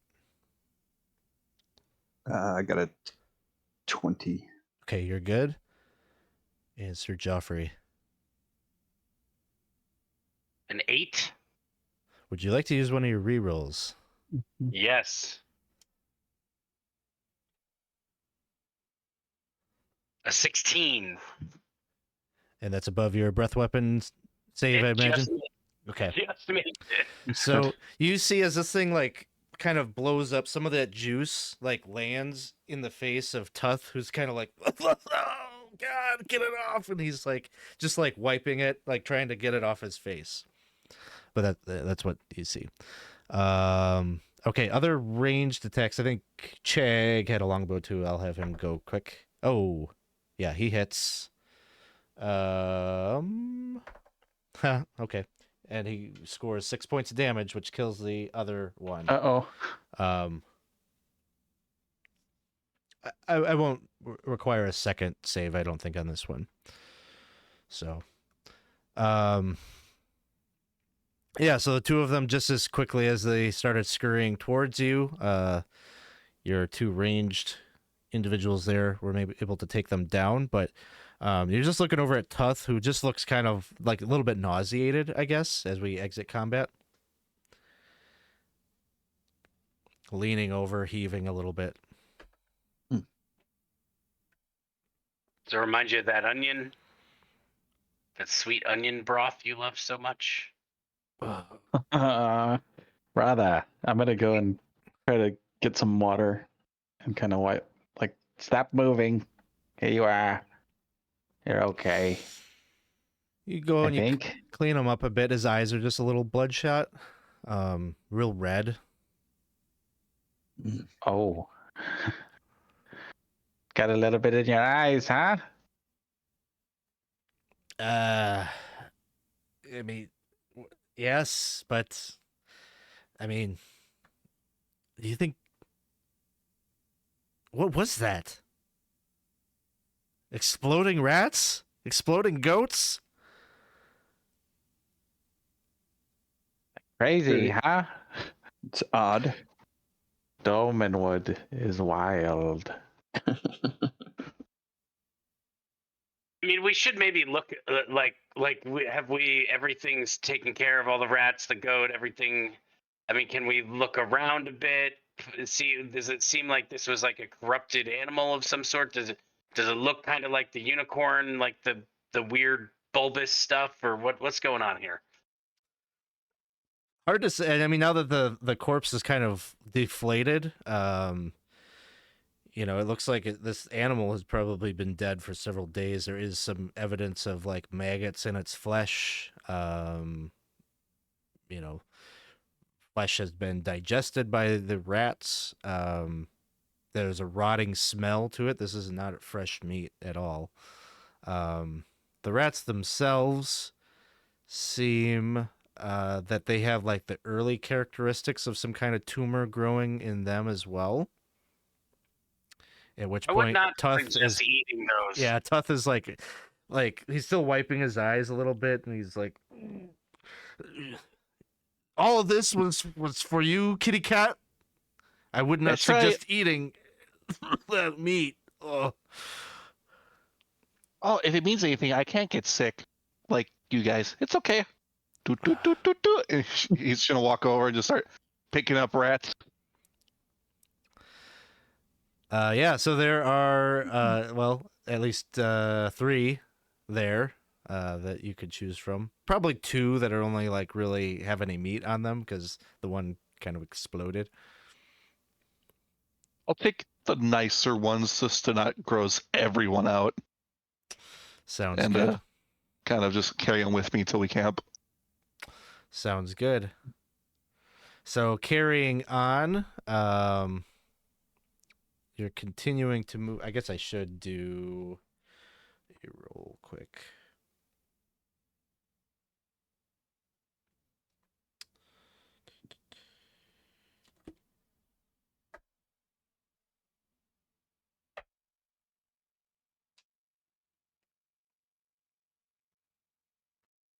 That was disgusting.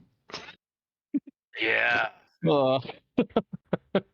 So your 2 hunters not keep you very appetized. on target here as you are moving forward, trying to get in the direction of Lankston. If I remember correctly, you wanted to like camp like relatively earlier in the evening, such that you didn't actually get to Lankston. Mm-hmm. Yeah, we wanted to arrive into Lankston, I believe, with the sunrise. Okay. I should do this too. Okay. So it is a relatively besides this early like in the late morning, you stop off at this had this encounter with the rats. The rest of the day is pretty uneventful, and you will you're just eventually the farmlands and such give way to more hilly terrain. It's still not like forest. You know, there's signs of vegetation and trees and things like that. It's just not the density of the Dolmenwood.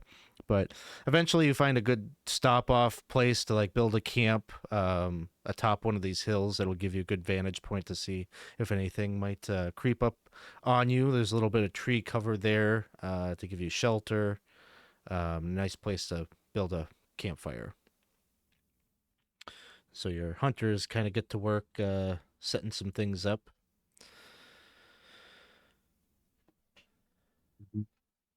Yeah, I'll I will probably be- garage for firewood I'll to help cook. with that.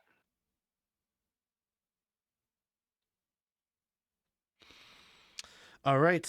Yeah, give me, let's see, got to get back into the routine of doing this. It's been a bit.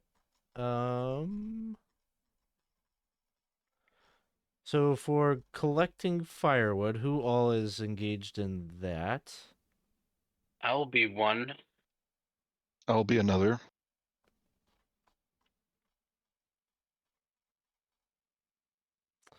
Go ahead and roll d6s. 5. Or Okay, plenty of firewood for the evening. Friar, did you want to do a foraging check for the day? I would. I was gonna ask to do that before. Just that would maybe affect our rations. Let's see. Oh, I got a 2, so I find something. All right. Someday when I have a physical copy of this, it'll be awesome. One day. One day next year, probably. I just need to see if there's special foraging in this hex.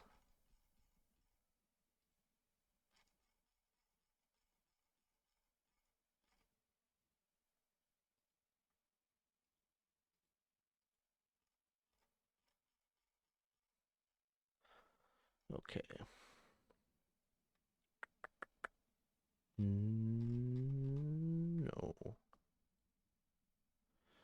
Okay. So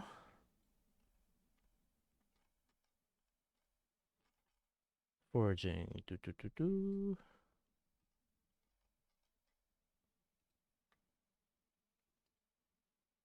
Roll me a d6 again. It is a 4. Okay, so you're gonna find a plant. Roll a d20. 12. Okay, so throughout the day, you've been collecting this root.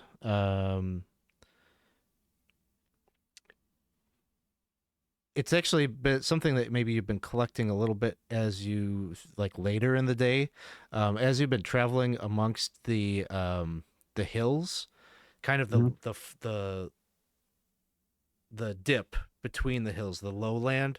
There has been some areas where there's been a bit of moisture or water that is collected, like small pools, and in these pools, almost like kind of boggy, like marshy areas, you can find this plant called lank leaf root. Link leaf root. You Okay. can pull it up out of the water, and it's got kind of these bulbous, kind of spherical roots that are kind of spiny that collect off of it. And you can boil them, and the roots will dissolve into a starchy pudding. It has a pleasant, smoky flavor. So that is apparently what you are feeding everybody this evening. Mm-hmm. And Sure. this will That's what I'll be doing. produce enough to feed 5. So just 3 rations will be needed to make up the difference. We'll have. Bad. And we can say, if you want, I can just have it be deducted off your hirelings here. Yes.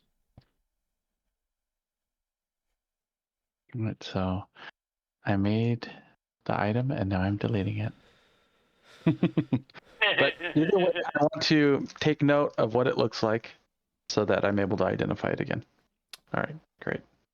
And you got firewood. Any camaraderie happening this evening?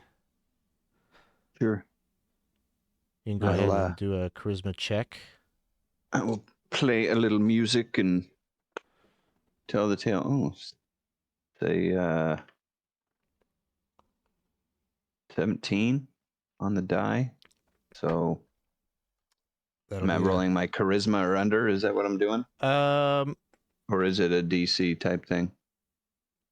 Either way, my charisma is 17. So you make it, yeah. So I made it if it's under, barely. But Brave Sir Waverly ran away, bravely ran away. And you all have bedrolls and tents and everything like that, so you're going to get a good night's rest here with everything there. Alex, one question. Did you? I'm just asking just to see if this will make a difference. The Friar is able to do like double doses of things. Did you take that into effect as far as the food, or you was get double the yield? Yes. Okay, then you are able to feed everybody. Okay. Iron rations live to be eaten another day. I hope you like the pudding. Can't have your meat if you don't eat your pudding. You got a watch order for this evening? I'll take last watch. I can take first watch. I'll take first watch too. I will do one of the middle ones with Chag. Sounds good. I'll have maybe Kezi and Lillibeth in the middle too there. So we got Topsy and Friar, Chag, and Thomas. And then we got at the end, I'll put Geoffrey and the rest. I guess it'll be Geoffrey and Tuth. So, all right. So evening comes, belly's full of pudding and sustenance. You got a warm fire going, and watches begin. So it gets to be about like 3:34. Geoffrey and Tuth, the two of you, take over for Kezi and Lillibeth. Still pretty overcast. It's still dark. As the two of you are sitting around the fire, Tuth is not looking good. You see him across from you in the light of the flame, and his head is bowed down, and you can just see, like, you hear dripping. And as you look over and you gaze at him, he's kind of heaving and wheezing a bit, and you look at his face, he is just bleeding from his eyes and from his ears. Hey, Tuff, you okay over there, buddy? I don't feel well. I'm gonna He's wake just wiping. I'm gonna just tell him, stay right where you are. Don't touch anybody or anything. I'm gonna get my brother. And I'm gonna wake the party. And I'm gonna wake my brother. I'm gonna explain to everybody what's going on. I'm gonna wake my brother last and say, hey, we got a situation here.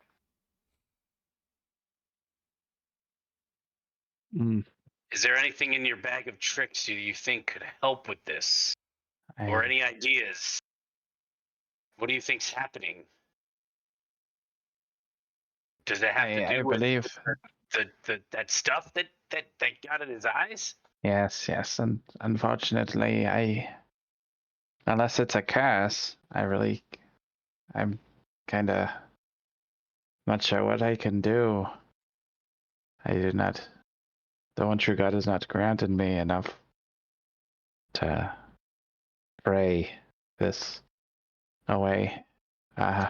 Do we think that this is related to poison or magic? I do have an ostrich potion. What does that do? I think it cures poison. Oh, That's what I've written down. I would guess disease, but Disease, yeah, probably not poison. He kind of slumps down to the ground, and you could just see he's like kind of trying to pull himself weakly closer to the fire. And here you are discussing options. It is still dark out. You know, you've got a couple hours yet before sunrise. And you hear a faint giggle on the air. A What? childlike giggle. oh, no. Oh, we don't like this. Uh, Is it coming from any direction, or is it just like in Atmos sound? You look over in the direction from where you heard it, and you can see a little girl in kind of commoner's clothes, kind of overalls, just barely visible in the light of your campfire, in the starlight. I will. And she's like putting like a finger up to her lips.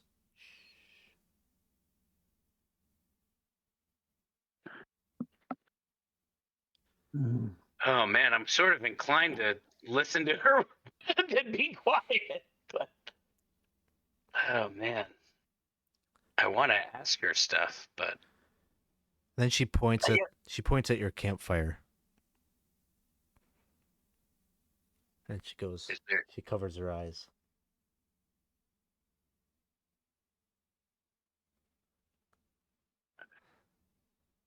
Telling us to put the campfire out. Put the campfire out. That is what this is, I think. I don't know if that's a good idea. Yeah, I'm gonna say that's a bad idea. Yeah, I don't normally listen to ghosts. Would I be able to walk around still looking around at the other party and just maybe trying to like Start kick to him wake with my foot? Yeah, you're starting to wake them up. Yep, you start to do that. And the time that it takes you to wake up Thomas and Topsy and the rest, the little girl gets a little bit closer, and she just whispers. She says, "It's time to play. We have to hide." Yeah. What are we hiding from? We have to hide from the Seeker. Where's the best place to hide? Follow me. Is the Seeker bad? Do we need? Seeker is bad. We don't want to get caught or we'll lose. Oh, this is horrible. I know a good hiding place. Who are you, little girl? I'm B. Like the bug, but not spelled the same. Oh, okay. No, don't say that. No.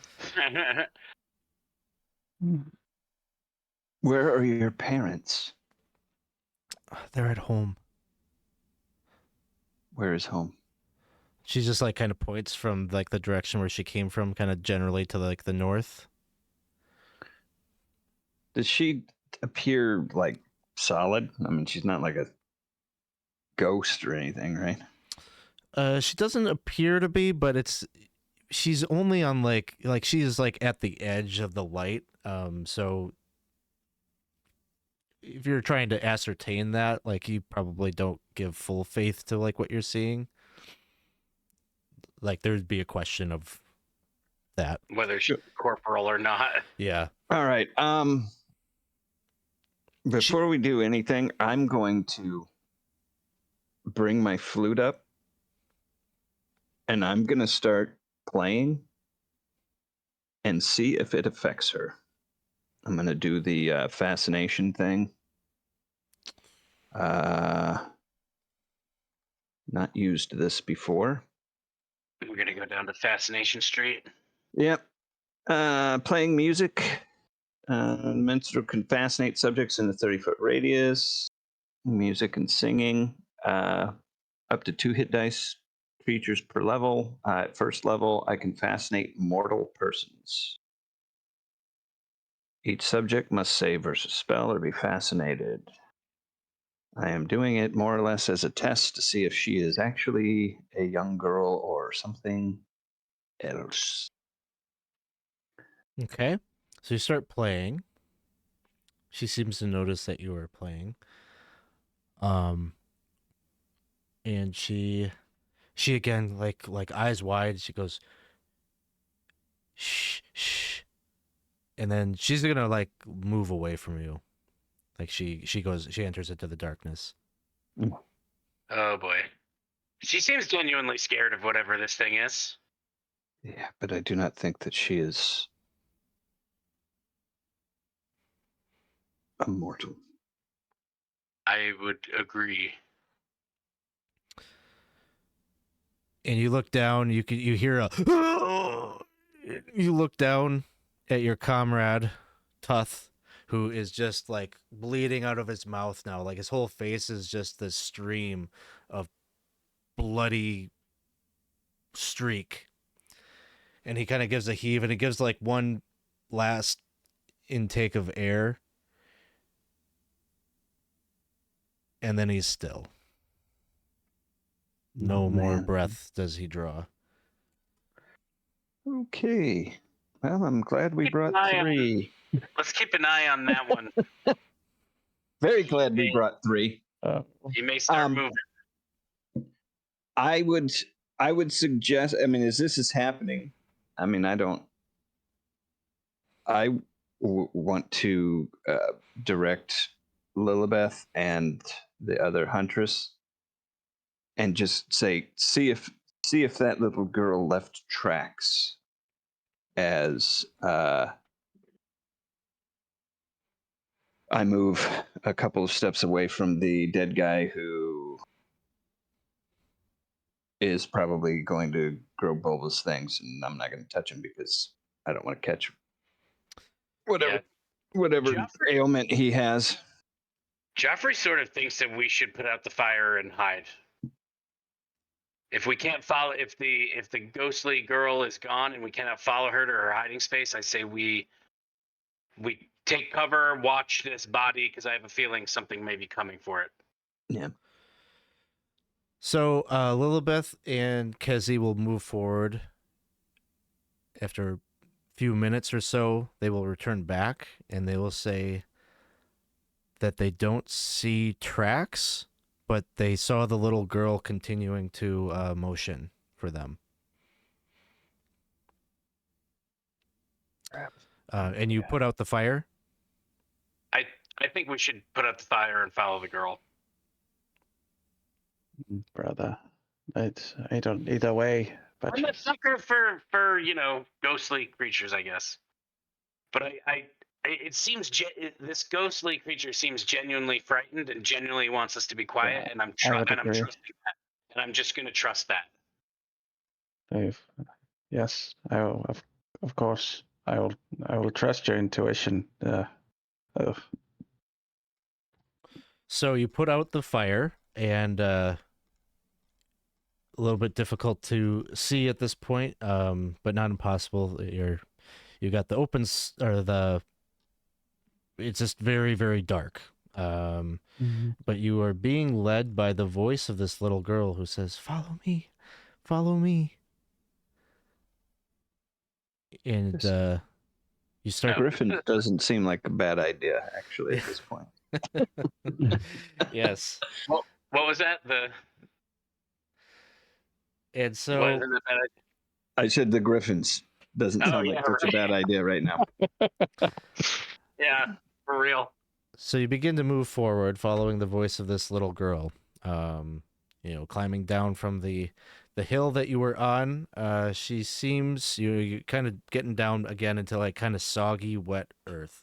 It's not like you're not wading through pools or anything, but just kind of like the early sense of maybe marshland territory. And as you progress overland here, you will come across a like kind of waterlogged old trail that seems to cross your path. On the other side of it, there is a copse of elm trees, and you can see kind of the outline of a structures that seem submerged. A whole town that is sunken into a marshland.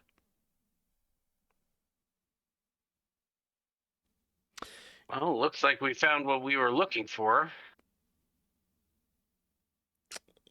And the little girl, there is like a weird light that seems to kind of pervade the village, almost like there is. You're not really like super close to the village yet. You just see like the silhouettes of these structures, and they're accented by some kind of light that you can see within amidst the buildings. You're not close enough to really ascertain what that is, but that's how you're able to see this. But the little girl seems to be, her voice seems to be drawing you sort of away from the village, like off to the east. Away from the village, you said? Yeah. Kind of adjacent to the village, but not into the village.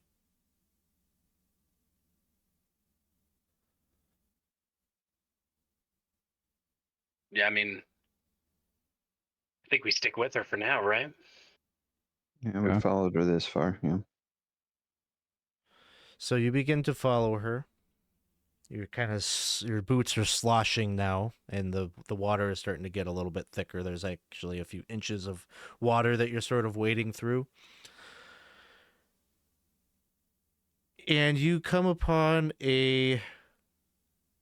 I guess we could call it a grove, kind of a ring of elm trees that seem to surround a pit. And looking in, you can see the remains, bones of dozens upon dozens of bodies. Oh, great. Many Let's of not follow them my intuition next time, guys. seem to be maybe kind of charred. Is there any way to tell if any of them are child-sized? There are some adult size as well. Since everything is so wet, is there any indication looking around? I mean, I know it's dark or anything of a flame source or a heat source? No,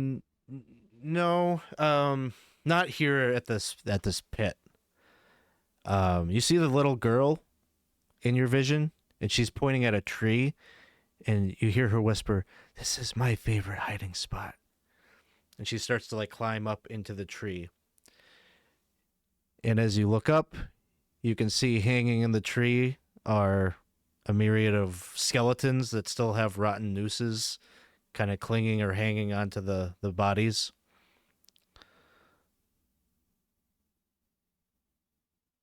Any of those children?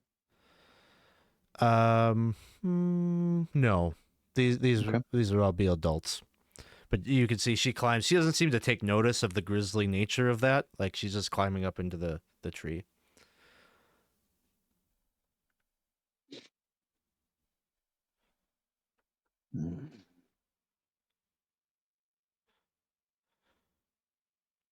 B, who is the seeker? Who is the seeker, B? I'll go up and look in the tree. Follow her. As you go and you take a look at this tree, you will see that there are names that have been carved into the tree, like rows upon rows of names. I'm going to ask the ghost or the girl, what is this place? She says, "This is Lankston. Have you ever been here before? This is where I live. We're well What? taken care of. My sister is really sick, so she can't come out and play. Oh my goodness. But but we're going to be okay. Saint Haworth is with us. He will heal us. He will heal my sister. Where is he? He's at the church. Hmm. I'm gonna point towards where I think the town is, and I'm gonna say the church is there. And she nods. She's like, "Are you sick?" I hope not. A lot of people are getting sick. But he's a miracle worker, my mom said. She said it'll Oh. be okay.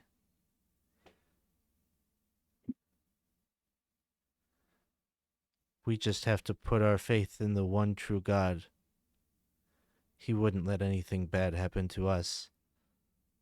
The friar just kind of like closes his eyes and just like listens and just slowly like kind of shakes his head. Tell me about the Seeker. Usually my sister is the seeker, but today Janie is she's the seeker. Are you ever the Seeker? Sometimes I'm the seeker. But not today. No.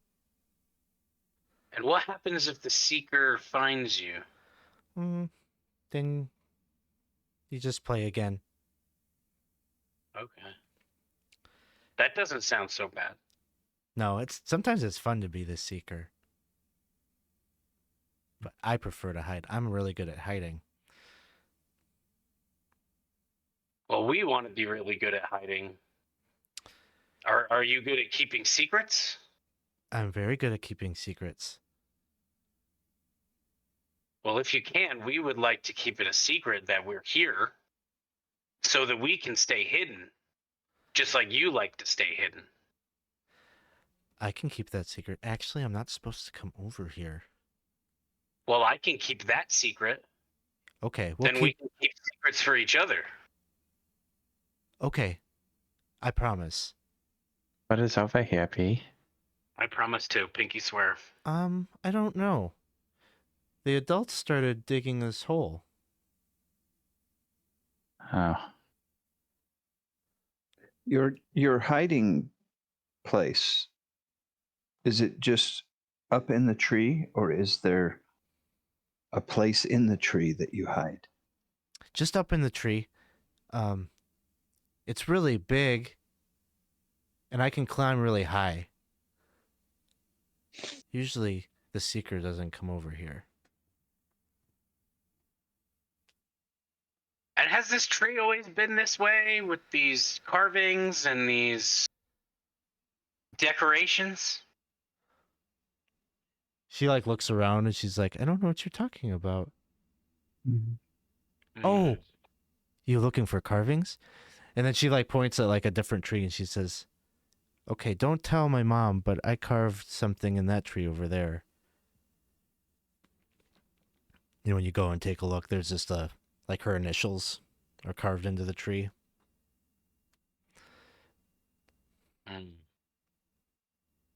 It is a very It's different like type very of art, different. right? Yeah, like it's What?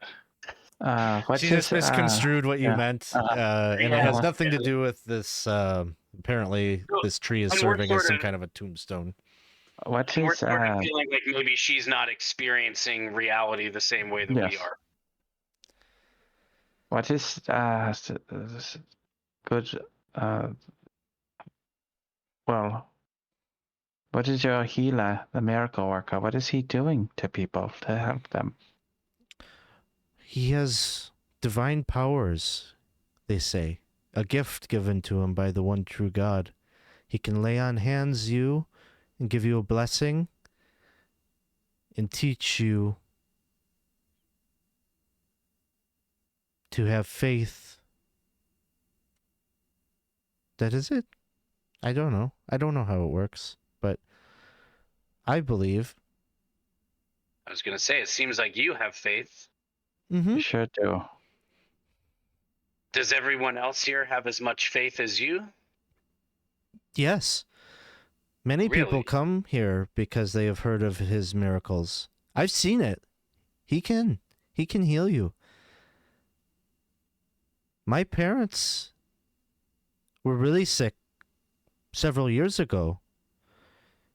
They call it leprosy.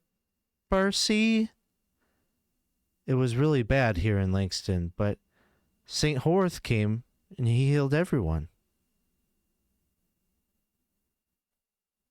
That was years ago, Mm-hmm. and he has returned. Yeah, he helped build the church. And he stays here now with us. Now, there was a legend or a rumor or something involving that saint and some kind of curse or something. What, I'm trying to recall that now. I think, yeah. I think I think he maybe, even if you just are mentioning it, I would say maybe the friar, without like saying anything, would just bring out like his prayer cards and go to his. I would say maybe they would have a description of kind of what each saint does, and he would kind of hand it off to you, so you might be able to kind of read it without saying it out talking loud. about it. Yeah, but So there's a couple of variations of the story of St. Haworth. One of them is that he gave a traveling woman a ride in his cart, who was hard up, had been robbed and whatnot. He gave her a ride and brought her to a settlement. Then she revealed herself to be a hag or a fae or something, and offered to give him a gift that was forbidden in the eyes of the one true God.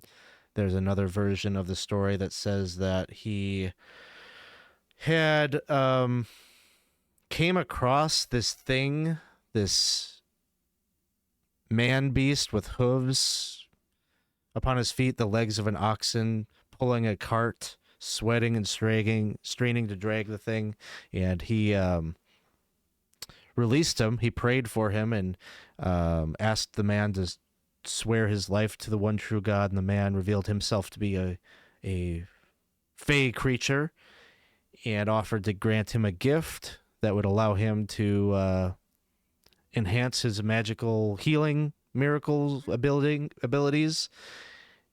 And in this story, St. Haworth accepted the gift. So there's kind of variations of this different type of story, but one way or another, it is the story is that whatever story you listen to, he accepted something outside of the faith.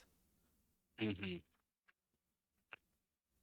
Another quick question: the names that we see written all over the tree and the text and whatnot, is there anything familiar about the way that's written and the grimoire that we've looked at that Thomas is carrying?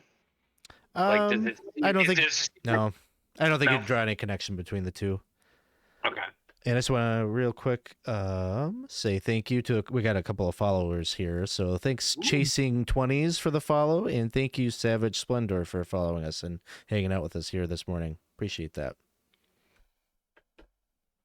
Topsy, Yep. I was curious if you would be willing. You're the smallest amongst us, Sure. probably the most nimble. Sure. Would you be willing to Sure. climb up the tree as far as you can Sure. and I see if perhaps there's anything in the upper boughs where a young child would be able to go? I mean, yeah, I climb. Okay. So I will shift my form to that of just a regular house cat and start scaling the tree. So you scale up the tree, and it rises I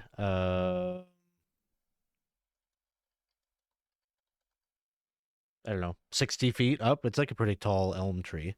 You don't see anything like crevices or anything like that. Like, there's just like good, leaf cover up top, and that seems to be where the little girl, as you jump up, she's, oh, kitty, and she just like starts like kind of going up the limbs with you. But you get a pretty good vantage point at this point of the village. And what you can see looking down in is like all the buildings, all of the little cottages many of them are wholly submerged up to their roofs, at least in the center of the village. And it seems like the bog gets deeper the closer one goes to the very center of the village is the church, and you can see the sunken church. Its steeple and such is still protruded out of the sludge, being the tallest building in this little village. But the village itself is lit because there's flickering flames that seem to be right on the surface of the bog water. Like there's nothing sustaining them other than just kind of like almost like looking at oil kind of burning. But they're just like little concentrated fires of, like little campfires isolated. Any signs of other activity other than the flames and the bog, I guess? Movement otherwise? None that you see. You don't see like activity other than the flames.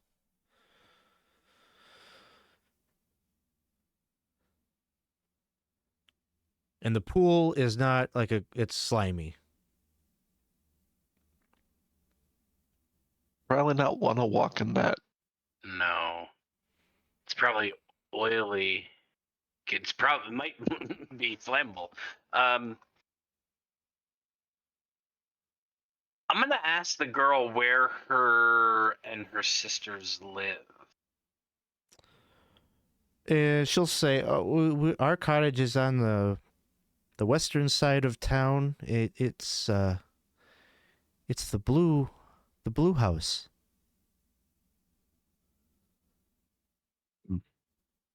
There's a swing hanging from the tree in the front yard.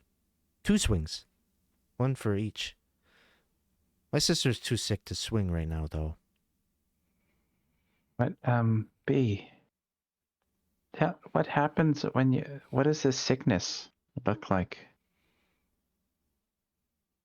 She has a cough. She's having a hard time maybe breathing.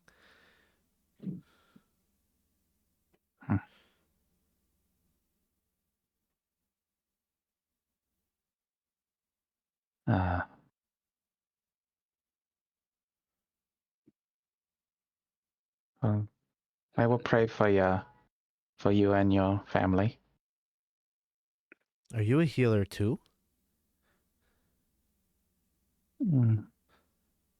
I am a man of the faith, B. We're traveling by, and it's been a pleasure to meet you.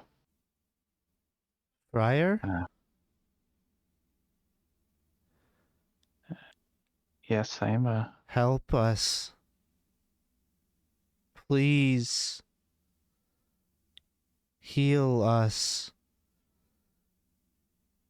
And then you just watch she starts her flesh just starts kind of flaking off and decaying until there's nothing left but a skeletal frame. Oh. And then the bones kind of collapse and fall. I feel oh, well, we must begin right away. I must bless this place first before we go into town. Let us begin. Should we cut those bodies down and put them in the hole? Yes. What would I am going to, for mechanical purposes, I will be casting a bless as a ritual that will consecrate an area or purify an area, especially this area right here. What would that look like as far as what I would need to do? So you've got your prayer book out, and you probably have some incense and things like that you'll maybe hang from the trees as you can. You cut down the bodies. It's just like a little bit of a process. Perhaps even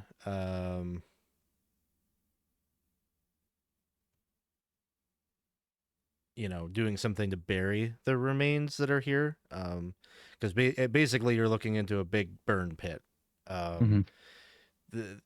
Somebody tried, it looks like, to memorialize the people by scrawling their names into the trees, but maybe based on some of the things that you're starting to pull together, that it seems like some kind of sickness probably swept through this village at an alarming rate, to the point that they couldn't deal with the bodies, and they were trying to maybe get rid of the illness altogether by burning the corpses here. So they just need kind of a proper burial as a part of the blessing.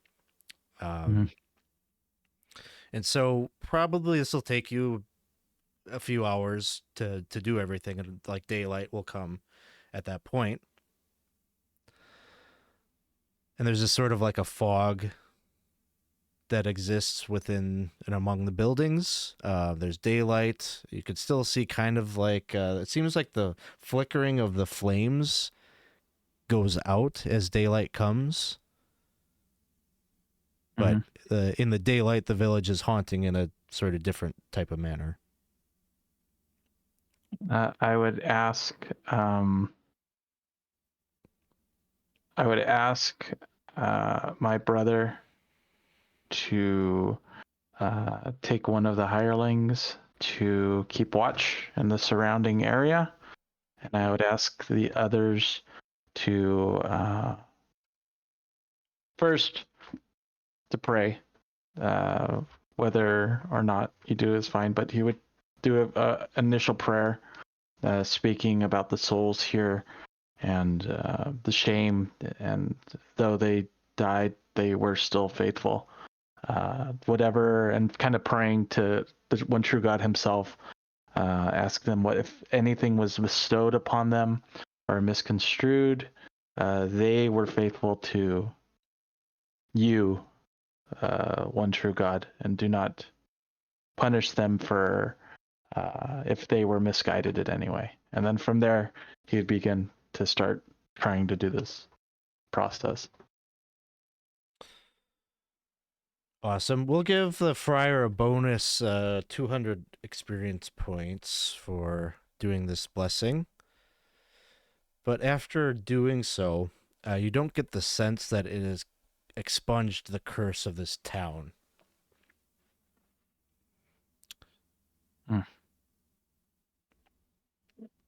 And I'll put my arm, on my brother's back and just say, you've done your best here, but I think we're going to have to deal with whatever is cursed upon this saint here, in order to free the rest of the town. Yes, he's going to kind of look to him and say, that is why I prepared a second bless spell. Let us begin. He's going to just kind of shake his head, knowing that first one didn't work, and he's ready. Let us begin. To do it again in the same space. No, he's ready to go into town. To go into town. Yeah. All right. I'm with you. Let's do it. But we may be suffering. We didn't get all our rest though, huh? You've got your rest. Okay. Yeah, we'll count it as rest. Okay, so you're gonna start to move into the village, making your way towards the church. I think that's the logical. I think either the church or the girl's house. Do you think that we should try to speak to her sisters and get some more information on the situation? Should we go directly to try to intervene with the saint? I don't know if they will be there, brother. No, they may not be, but their spirits may be. Maybe the church was like the only place that had any kind of It's all happenings, purged, right? Mm-hmm. Yeah, I mean I think everything is submerged. I guess with that being noted, is like, are we even able to traverse to the church without like making some kind of like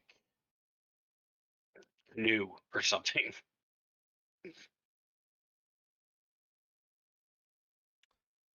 So I'm going to take that question and imply that you're taking action to figure that out. So you guys start like moving through the bog, and you're wading through, on the outskirts of the village. It's probably, ankle deep, but the further you wade in, it starts to rise up to like your knees and such.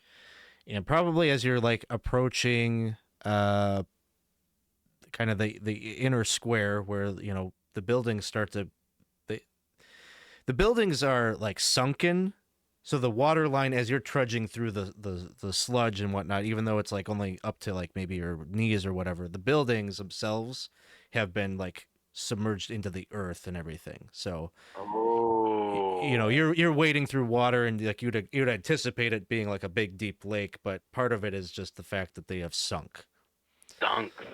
But it does get pretty deep, and so by the time you get to the church, you're going to ascertain that it's probably going to get at least up to like hip. And I don't know how how your Grimalkin is faring in all this water, but I'm gonna pick him up by the tuft on the back of his neck and put him on my shoulder. Yeah.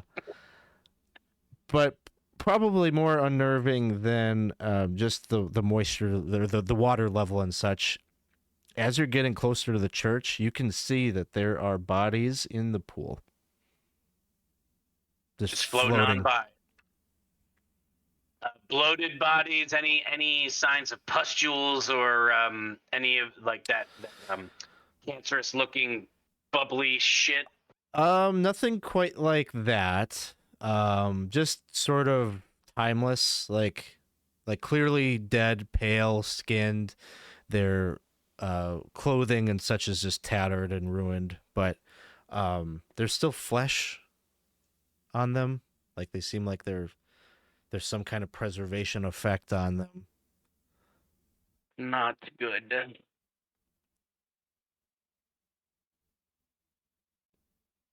How close are we now to the?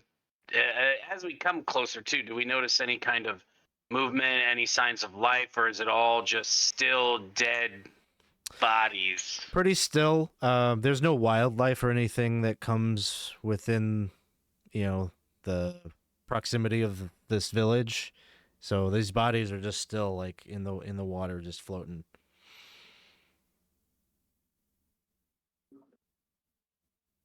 Visibility is a little tricky with the fog and such, but maybe you get within 50 feet of the church doors and you can see it clearly. Mm-hmm. You would hear me just slowly, like I would be just like praying, like as I'm moving in closer and closer. Yeah, and as we see the church doors, I imagine they're closed. Yeah. I will knock before opening them. You knock. There's sort of a hollow echo from within, but no immediate response. I will throw the doors open. As you open, and I'm not gonna like force you to do strength checks here, but it probably takes a little bit because you're basically having to open these through the sludge and everything, and you probably even have to like kind of bash them down to even get access. Like, it is a arduous affair getting into the church. But on the inside, you can see, what you would imagine a very, very rustic kind of country church interior to look like. There's all of the pews and everything have like for sure like sunken into the earth, rotted pieces of wood floating on top of the bog here. There's just sort of that smell of decay that isn't unnatural in like a wetlands kind of environment like you are, but you can't help but shake the feeling that part of it probably is like this smell of undeath, perhaps. But there isn't anything moving about. Does it seem like this is the top floor, or is there a floor above this? There is no floor above this.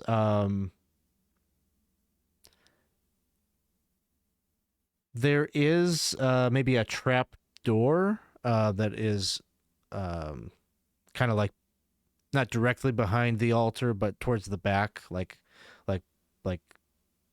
in the dais. And then there is maybe a singular door towards the back that you would imagine like leads to the office and like residence of the priest who stayed here.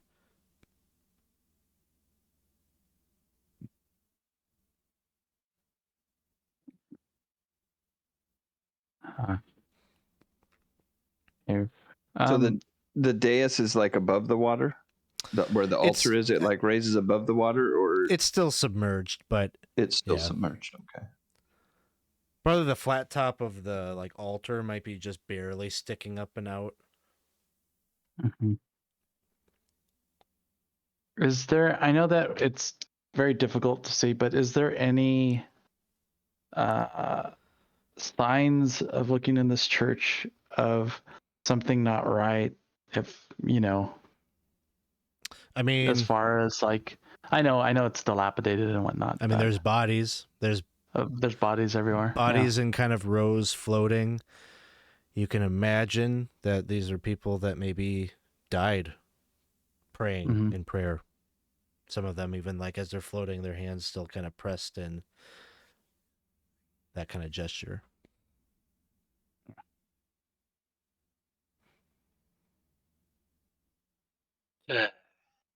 I feel like this is where I pray that this will work. I feel that this is where we might need to purify this as well. I do not know what were those lights though. Let's look around some more before we, I'm with you. We could bless this place, but let's see if there's some more clues as to what happened or the chain of events, so we can make sure that it sticks this time. Right, and remember there was speak of zombies here. Well, we're here in the daytime right now. I don't know if that's just me thinking zombies nighttime scary, but I am concerned that once the sun goes down, some of these floating bodies are going to start floating and biting.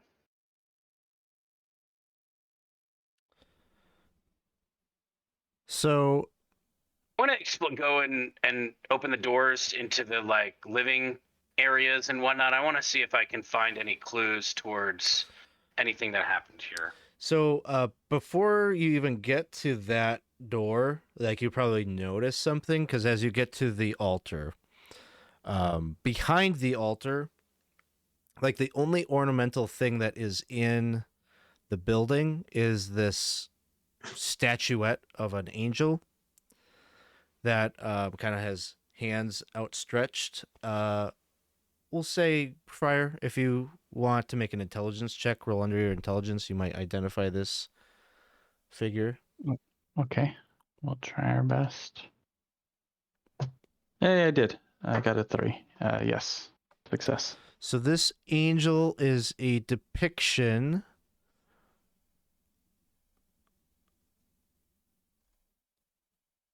of Heraclesis,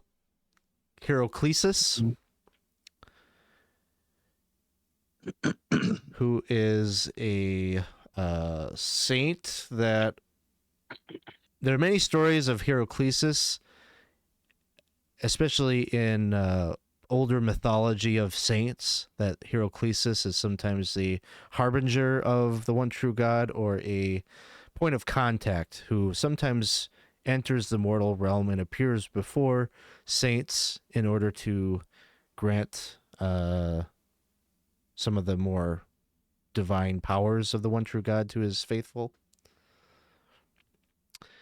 And so there's like this silver statuette that of the winged angel, hands outstretched. And in his hand is like in his arms, his outstretched arms, you see inside his palm of the statuette there is a severed hand.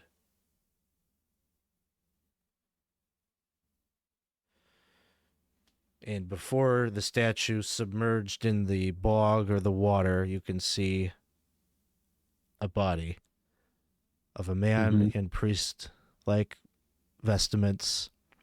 Who seems to have, there's a bloodied butcher's knife nearby.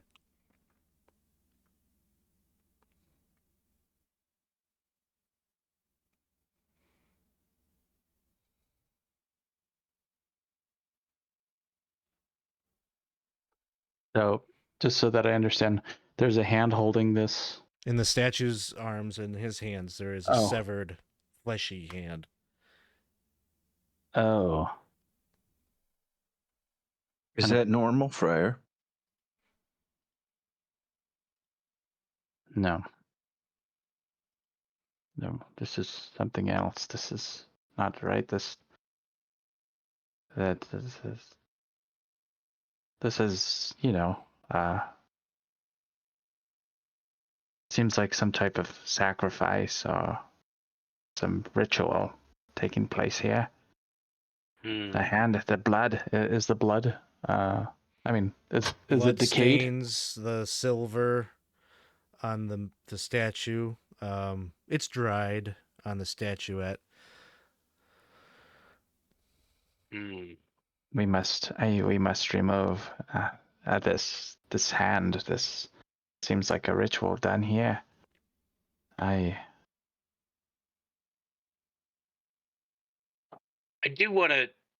do feel like I want to explore the living quarters to see if there's any kind of like hint as to what they've done. If maybe there's some kind of journal that like documented what they were doing, their struggles, blah blah blah, just so that we can get some type of insight to undo it.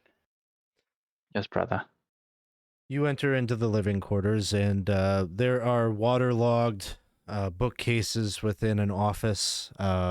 You search that. You are able to find a couple of tomes that still are legible. That the books haven't deteriorated to the point of disuse. Like you find one that seems to be a log that does detail some of the events of, it seems like, the last maybe few months of Lankston. And there is a record that you could probably even find, like, if you look, based on the little girl's words to you, that there was a leprosy outbreak in Lankston. You'll find records of that, and how St. Haworth came to the village and healed everyone. And it was this miraculous thing. The final chapters of Lankston, however, it would seem that St. Haworth began to realize that everyone that had been granted the miracle of his healing were starting to become, once they died, they became undead. And there was a more another outbreak of a fatal disease that overtook the town, and his attempts at healing seemed to not work. And in a desperate effort, once they realized that the dead were coming alive, they started killing everyone who became afflicted, burning their corpses on the outskirts of town, and just tried to mass eradicate anybody who became afflicted. The records start to kind of devolve into madness a little bit in the final days. It seems that St. Haworth maybe was the one that was writing the logs, and he started to write almost apologetically for Heraclesis to return and remove the curse, that he is regretful that he accepted the gift of the Fae. He knew that it was forbidden in the eyes of the church, and he would take it back. He would give up his gift. Seemingly, Heraclesis was no longer responding to him, and he became desperate in the final days, and maybe led to him removing his own hand, the very hand that he would use to lay on hands and heal, and seems to fit with the story of what happened there in the chapel. So he did accept the help of the Fae and then curse the town by trying to help them. It does seem, brother, like maybe perhaps you are onto something, and maybe if we cleanse this place, that could possibly help. Just knowing the all the information that we have. Yes, well, let us begin. We have no time to waste. The main point is that hand.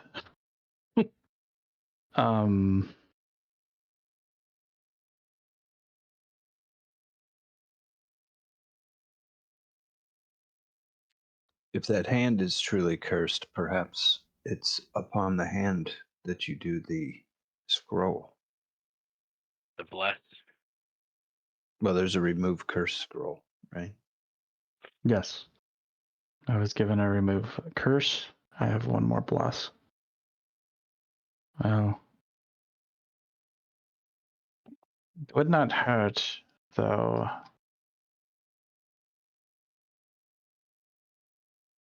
Possibly, I do use that on this hand. I'm going to go ahead and prepare the remove curse and on this hand, and first before we continue doing a bless of the entire area. So you go over to the hand and you begin to read off the holy scripture of the one true God to, in prayer and communion with him. Right. I would, and I would even I would mention, because the prayer that is associated with this is this saint that is here. The remove curse is associated with this saint, and I would maybe even just say, I speak to, the former sense, the former self of this saint. I speak to you, and I ask for your help.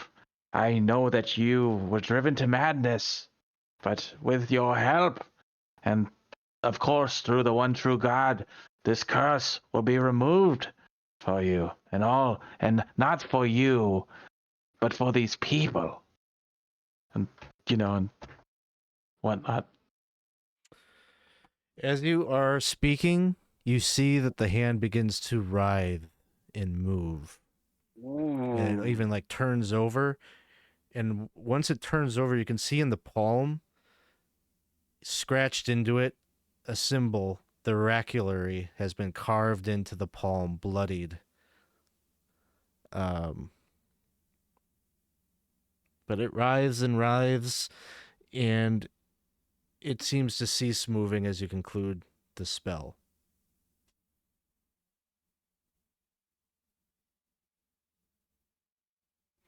I pause a moment just to see if anything else is going on. I draw my weapons.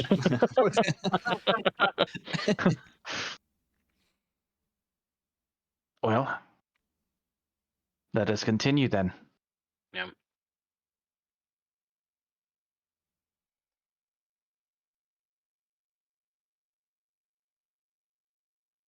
I will begin. I do actually draw my weapons, and I'm going to just take a defensive stance around the friar, just in case any of this brings out the dead or anything like that. I'm more or less protecting him. I'm with you. I will do the same. Other than the movement of the writhing hand, which stops once the spell is concluded, nothing takes hold. Anything that you're anticipating happening does not happen.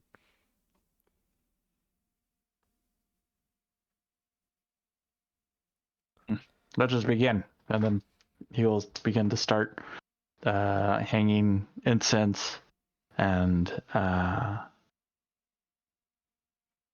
boy,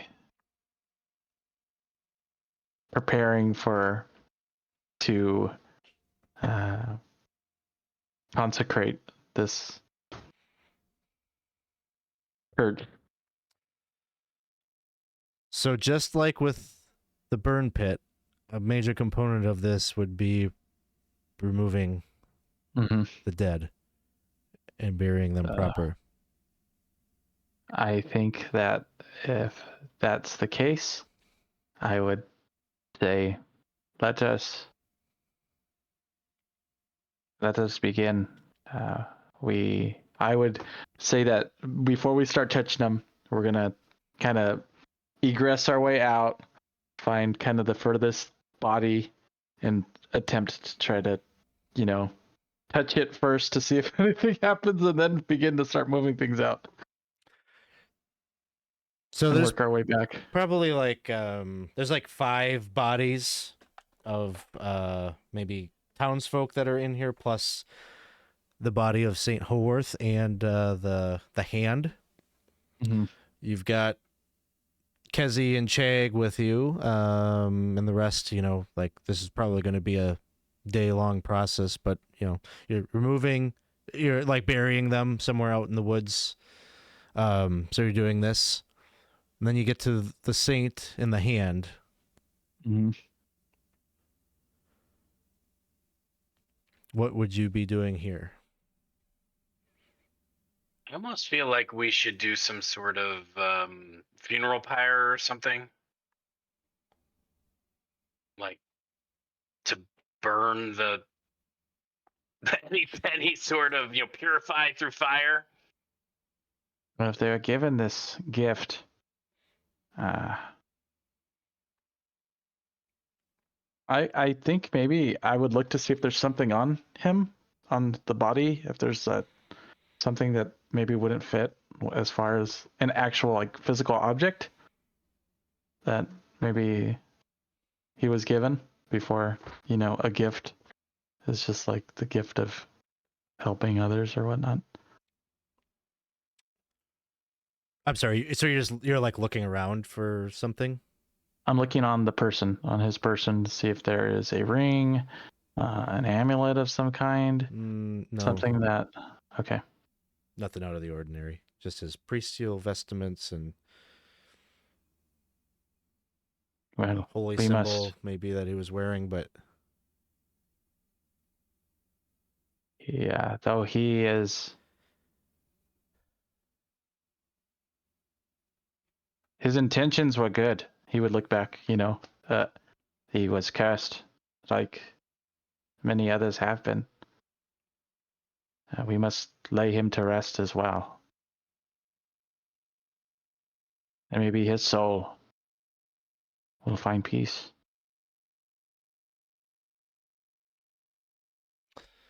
so tell me what you're doing here. I would look to the others and begin to bring him out to bury him. Yeah. So Friar is doing this. So pull out the body. I'll assist him. And will we reunite the hand with the body in the burial? Probably, right? I would lay it like on his chest. Okay, so Friar, you reach out to take the hand. And as you pick it up,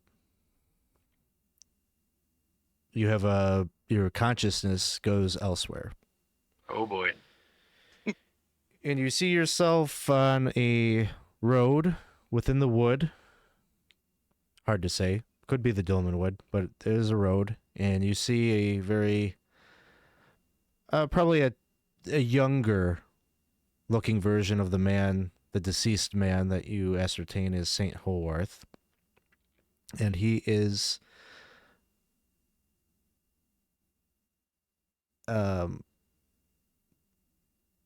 giving a ride to a figure. He's on a cart. It's being drawn by an ox. And you see the woman in the cart kind of hail him and say, "You can let me out here." And he seems to like kind of go along with this. You just seem to be like a witness to whatever this is. And you can see he gets out of the cart and he like helps let her down, and there's some kind of conversation that you see between them. Like, it's a little foggy. You're not able to make out the specifics of it, but you see him like listening, like she is like putting her hands together, like she is ever so grateful for whatever it is that he just did for her. And she holds out her hand. He gives her his hand. It seems like he's almost like in some kind of a symbol of a gesture of accepting gratitude. And then with her other hand, she grabs hold of his arm, and you just see his whole hand falls off, and he just starts screaming. And then she, with a flick of her hand, kind of waves it, and like some other arm kind of like materializes there. And he looks on horrified, looks at her, and she just kind of vanishes into the woods.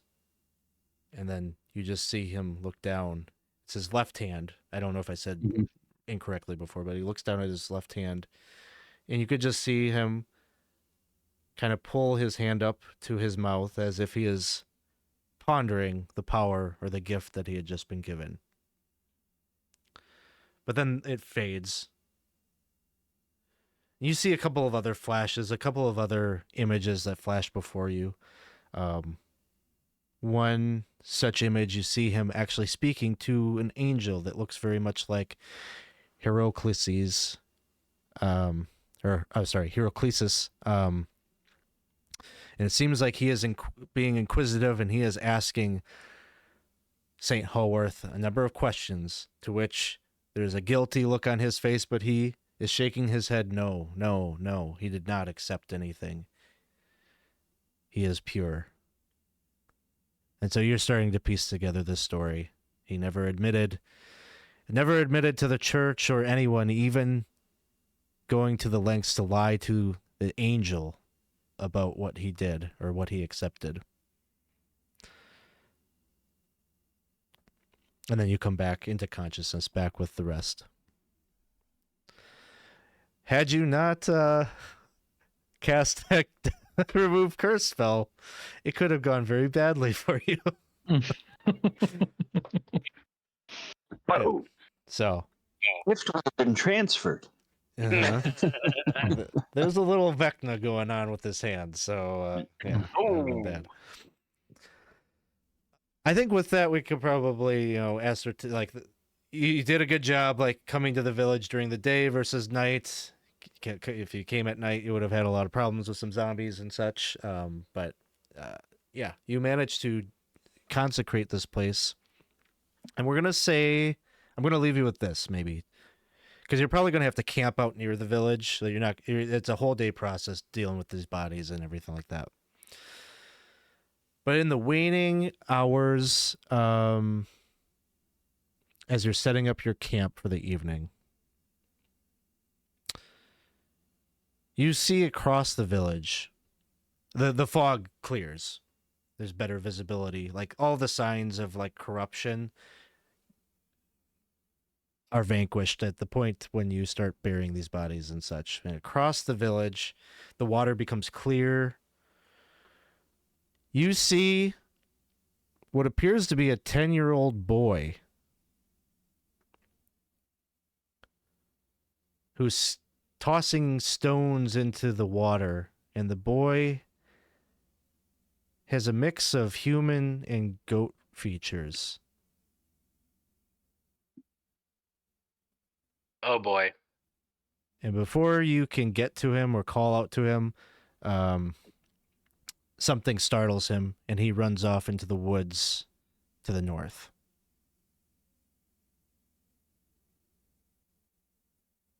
Oh boy.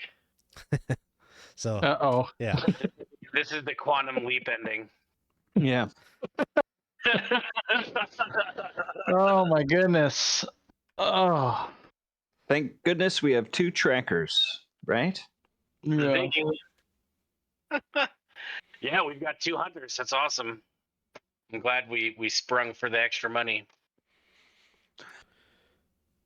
So I think next time we will just start up with a conversation about what you're all thinking about seeing a half-human, half-briggle child out in the woods. So thanks, guys, for bringing us back together and getting us back on track. I think we can get back onto our normal schedule here. But yeah, before we close out, why don't we do some gratitude? I'm going to throw out gratitude to everybody. Sounds kind of corny, but I think there were little wonderful pieces from all of us. Plus, it was really nice getting back playing this after 6 or 8 weeks or whatever that we'd taken off. So just everything. I had a lot of fun today. So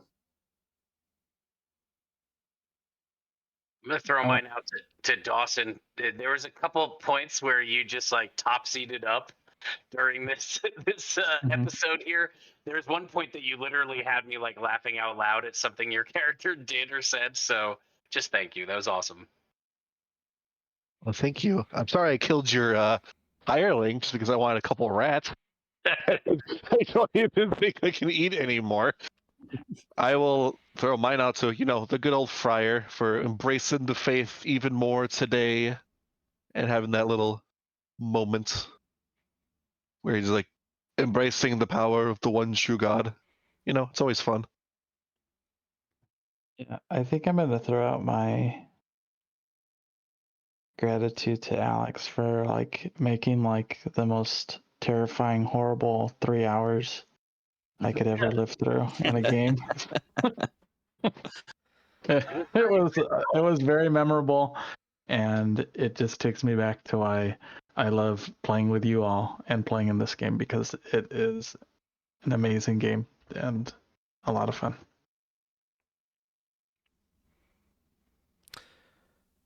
I think my gratitude for this session goes to both Dawson and maybe Casey to an extent, because the Topsy aspect of just looking for rats became like this whole thing with the rumor that we got.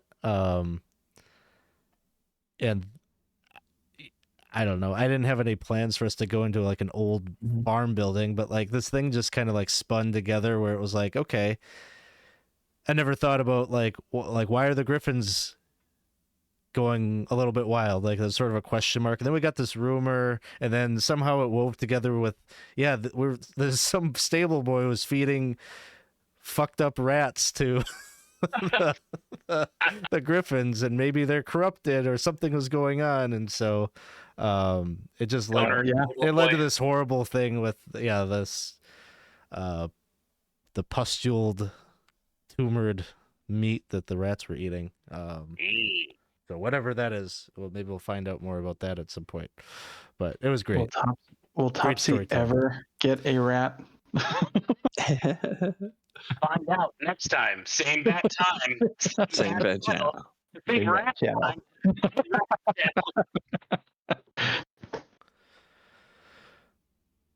So with that, that is it. Sorry I kept us a little bit later, but I wanted to make sure we got to a finish on that so we can start fresh on our next one. So we'll be back again in 2 weeks. So we'll play again hopefully on December 2nd. But there is a Dolmenwood you can catch here on the stream yet. On the 15th, we'll be running, not with this group, just a separate one-shot type of thing. We're running some Extra Life games. We'll be playing The Weird That Befell Drigbolton, and that'll be on Wednesday. But yeah, jump into our Discord server if you want to see the whole schedule of everything we have going on for Extra Life, starting Monday the 13th and running until Tuesday the 21st of November. We've got Dragonbane on the schedule. We've got Dungeon Crawl Classics Lankmar on the schedule. We've got and we got Old School Essentials. So come and check it out. If you'd like to make a donation, I can put the link here in the chat, or I can put it in the description of the video as well if you're watching this after the fact. So thanks everybody. Why don't we pass a raid? Oh, we are getting raided. Jeepers. Jeepers creepers. Malachi Gaming, thank you for rating us. And thanks for joining us. So we're at the very tail end here. We're about to go offline ourselves, but we will keep the love going. Let's give you a little shout out though before we head out. Thanks for bringing your folks by and stopping by. You get to watch us dance. Lucky you, right? Yeah. Wee bop bop bada bop. Born to be alive. There it Born is. to be alive. Ooh, special dancing with Daw. Oh, nice. I like those. Those are the Cthulhu moves there. That was me failing to do this thing and just giving up halfway.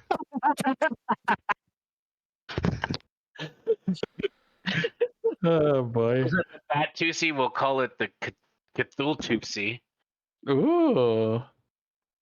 I can't do that though. Oh, yeah. Boogity, boogity, That's a tough one. boogity. I think we'll raid. Rusty Tonics is playing Baldur's Gate. He pops over here sometimes, so give him a raid. Thanks, everybody. We will catch Thank you you. next time. Have a Thank you, wonderful chat. day. Peace. Thank you, chat. Yeah.